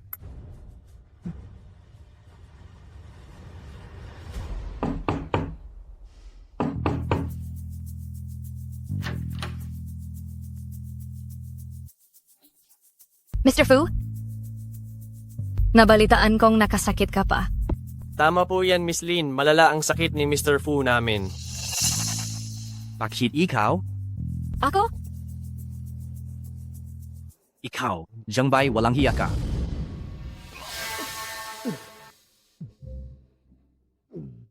Para sa kaligayahan ni Apo, karapat-dapat lang na ipatapon ako sa malayong kagubatan.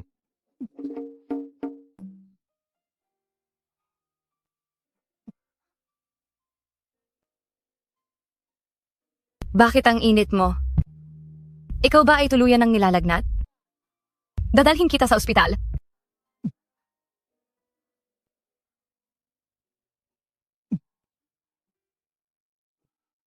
Kung ayaw mong may mangyari sa iyo, lumayo ka sa akin.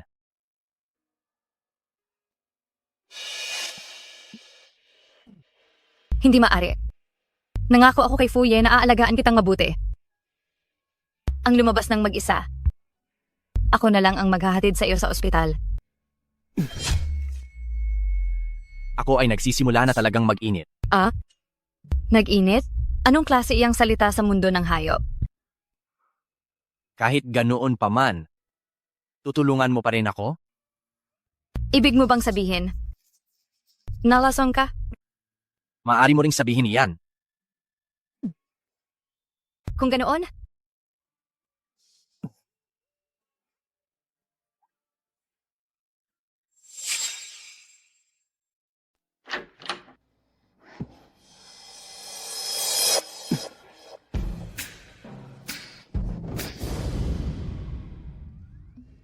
mayroon lang kaming isang kwarto dito sa bahay. Diyan ka muna magtiis.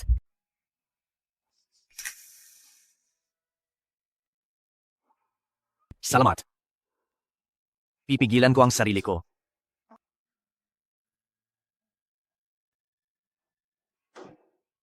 Wala namang mangyayaring masama sa kanya, di ba? Mukhang masama talaga ang pakiramdam niya. Ay, hayaan na. Sinabi na niya sa akin. Natiisin lang daw ito at mawawala rin. Bakit ko ba masyadong inisip ito?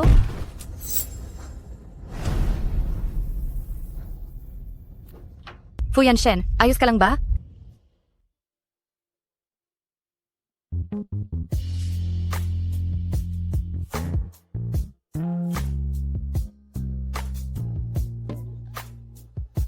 Patawad, hindi ko sinasadya.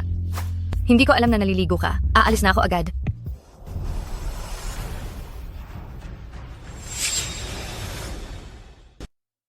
Lin Yiwu, ikaw mismo ang pumasok dito. Ito ay.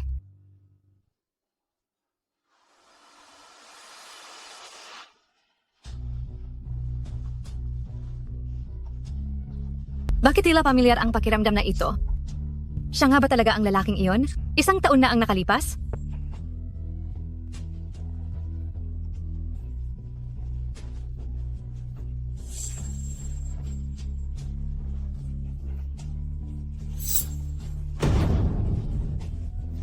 Ito ang marka na ibinigay ko sa iyo.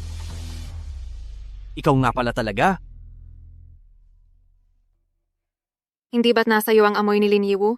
Subalit hindi pa rin niya mapigilan ang lalaking iyon. Nakakabwisit. Balita ko. Bumalik na naman siya para hanapin si Lin Yiwu. Mukhang hindi na ito maitatago. Lin Yiwu, dahil nagmamadali kang mamatay, huwag mo akong sisihin kung masakit ang gagawin ko sa iyo.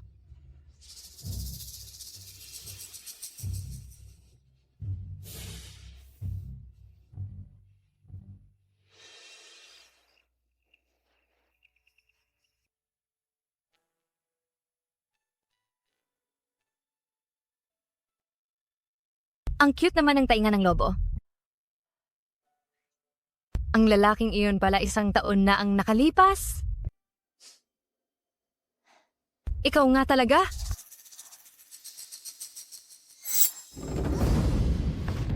Ibig sabihin, totoo na anak ko si Xiaoye? Mami, ako si Fuye. Isa na akong taong gulang. Bagamat isang beses pa lang kitang nakita, naaalala kita. Mami, wag mo naman akong itanggi. Sobrang miss na miss talaga kita.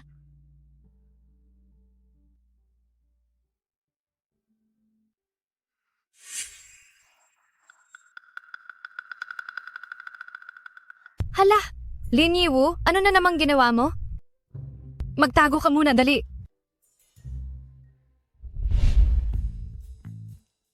Ang aga mong nagising. Mukhang hindi pa ako. Sapat kagabi. Jengbei, Ano po ang ipinag-uutos nyo, young master? imbestigahan mo. Lahat ng CCTV noong araw na nawala si Xiaoye. Masusunod po. At saka, lahat din ang CCTV ang ospital ay tingnan mo ring lahat. Kailangan kong malaman kung sino ang tao sa likod nito, kung sino talaga ang may gawa nito. Apo.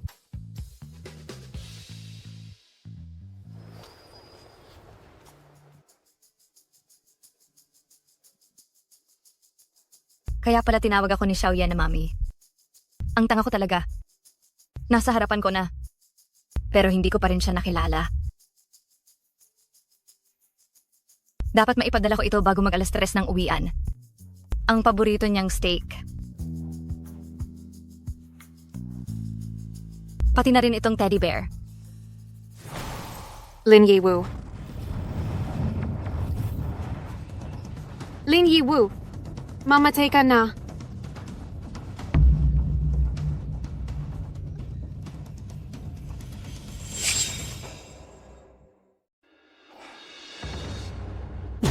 Hindi ba ipinapahanap ko lang kay Zheng Bai ang CCTV footage? Bakit hindi pa siya nakakabalik?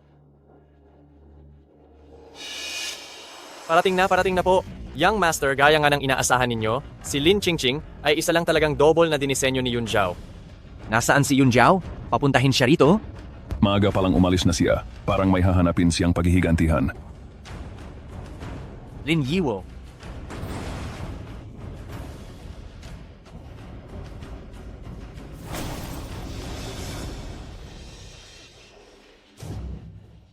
Kung hindi ko makukuha si Yan Shen, hindi ka rin dapat umasang makukuha mo siya. Tulungan niyo ako. Tulong? Huwag mong subukang apihin ang mami ko.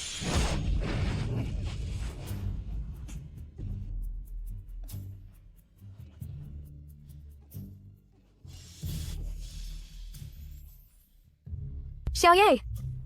Ikaw nga yan, Xiaoye. Ikaw ang aking Xiaobao.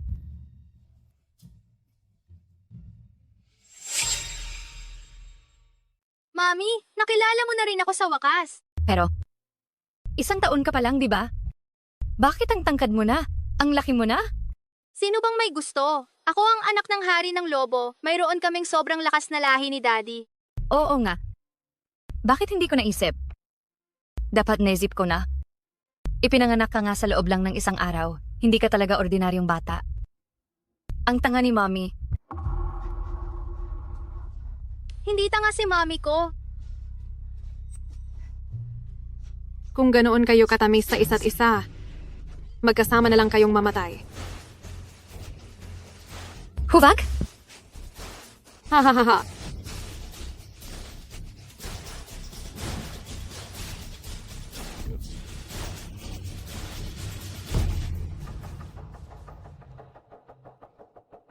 Ayos lang ba kayo?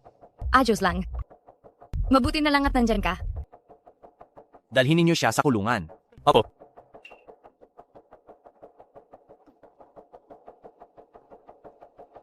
Lagot, nahuli na si Yun Zhao, baka hindi na rin ako makaligtas. Hindi pwede. Kailangan ko nang umalis.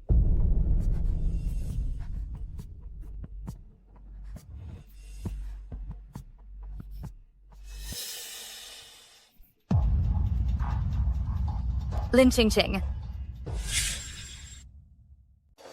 Lin Qingqing. Kilala mo, Mommy?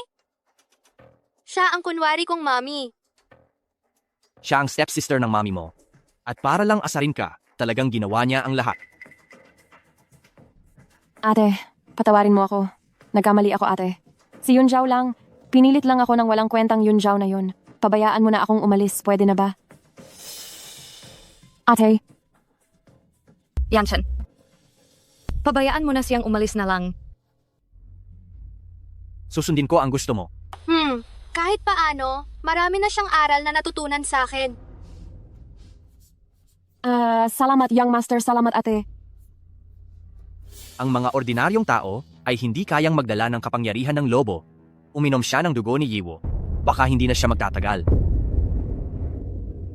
Mommy, ito ang kastilyo kung saan kami nakatira ni Daddy. Doon ka rin nagpunta para dumalo sa ball noon. Kaya pala pamilyar sa akin. Pasensya na, Onyo. Nagpabaya si Mami. Kung hindi, mas maaga ko sanang nakilala na ikaw ang aking munting kayamanan.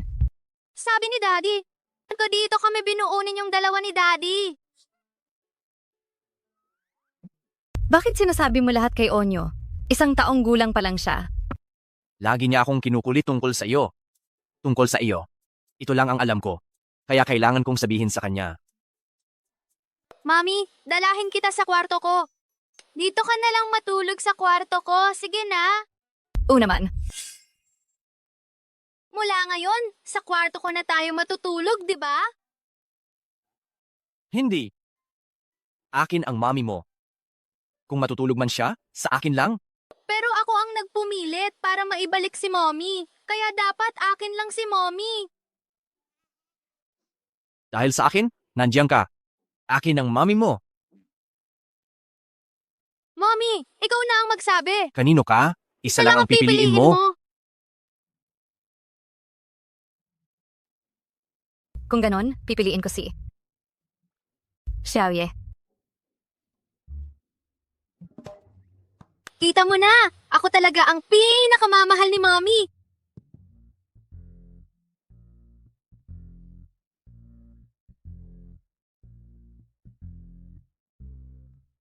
Uminom ka ng tubig. Salamat.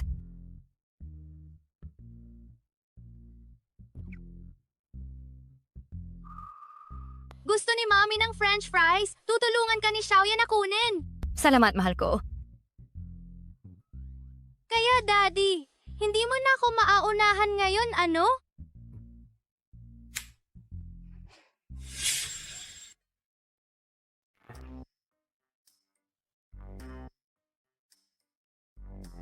Gusto mo, kumain ka pa ng marami. Salamat. Ikaw ay isang mapanlinlang na taong lobo. Salamat din, Xiaoye. Mahal ka ni Mami. Mahal ka rin ni Xiaoye. Ako ang nagpakain sa iyo ng fries. Bakit sa kanya mo sinabing mahal mo siya?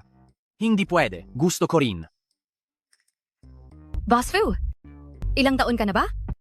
Bakit ka nakikipagtalo sa isang taong gulang na bata? Tsaka, hindi pa kita natatanong. Ilang taon ka na ba talaga? Tatlong pu? Tatlong numero. Tatlo? Ang daddy ko ay 100 taong gulang na matandang lalaki. 100 taon? 100 taon na ganyan pa rin kabata? Kapag ako ay isa ng matandang walang ngipin, bata pa rin ba kayong dalawa? Hindi mangyayari. Mula sa sandaling minarkahan kita, wala ka nang pinagkaiba sa aming mga lobo. Talaga? Ibig sabihin ba niyan ay walang kupas ang aking ganda? Hindi lang walang kupas ang iyong ganda. Kahit sa 100 taon, 200 taon, 300, 400, 500 taon, hindi ka na makakaalis sa akin. Hindi ka rin makakaalis sa akin.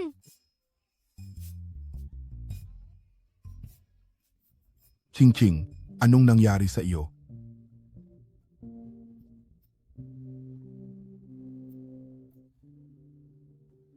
Doktor, pakitingnan ninyo siya. Ano bang problema?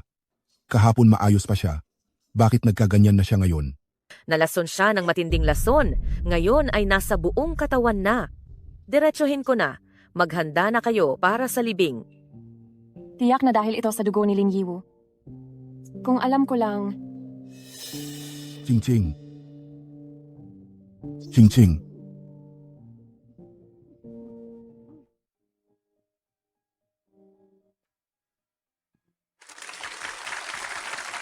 Maligayang kasal sa hari at reyna ng mga lobo.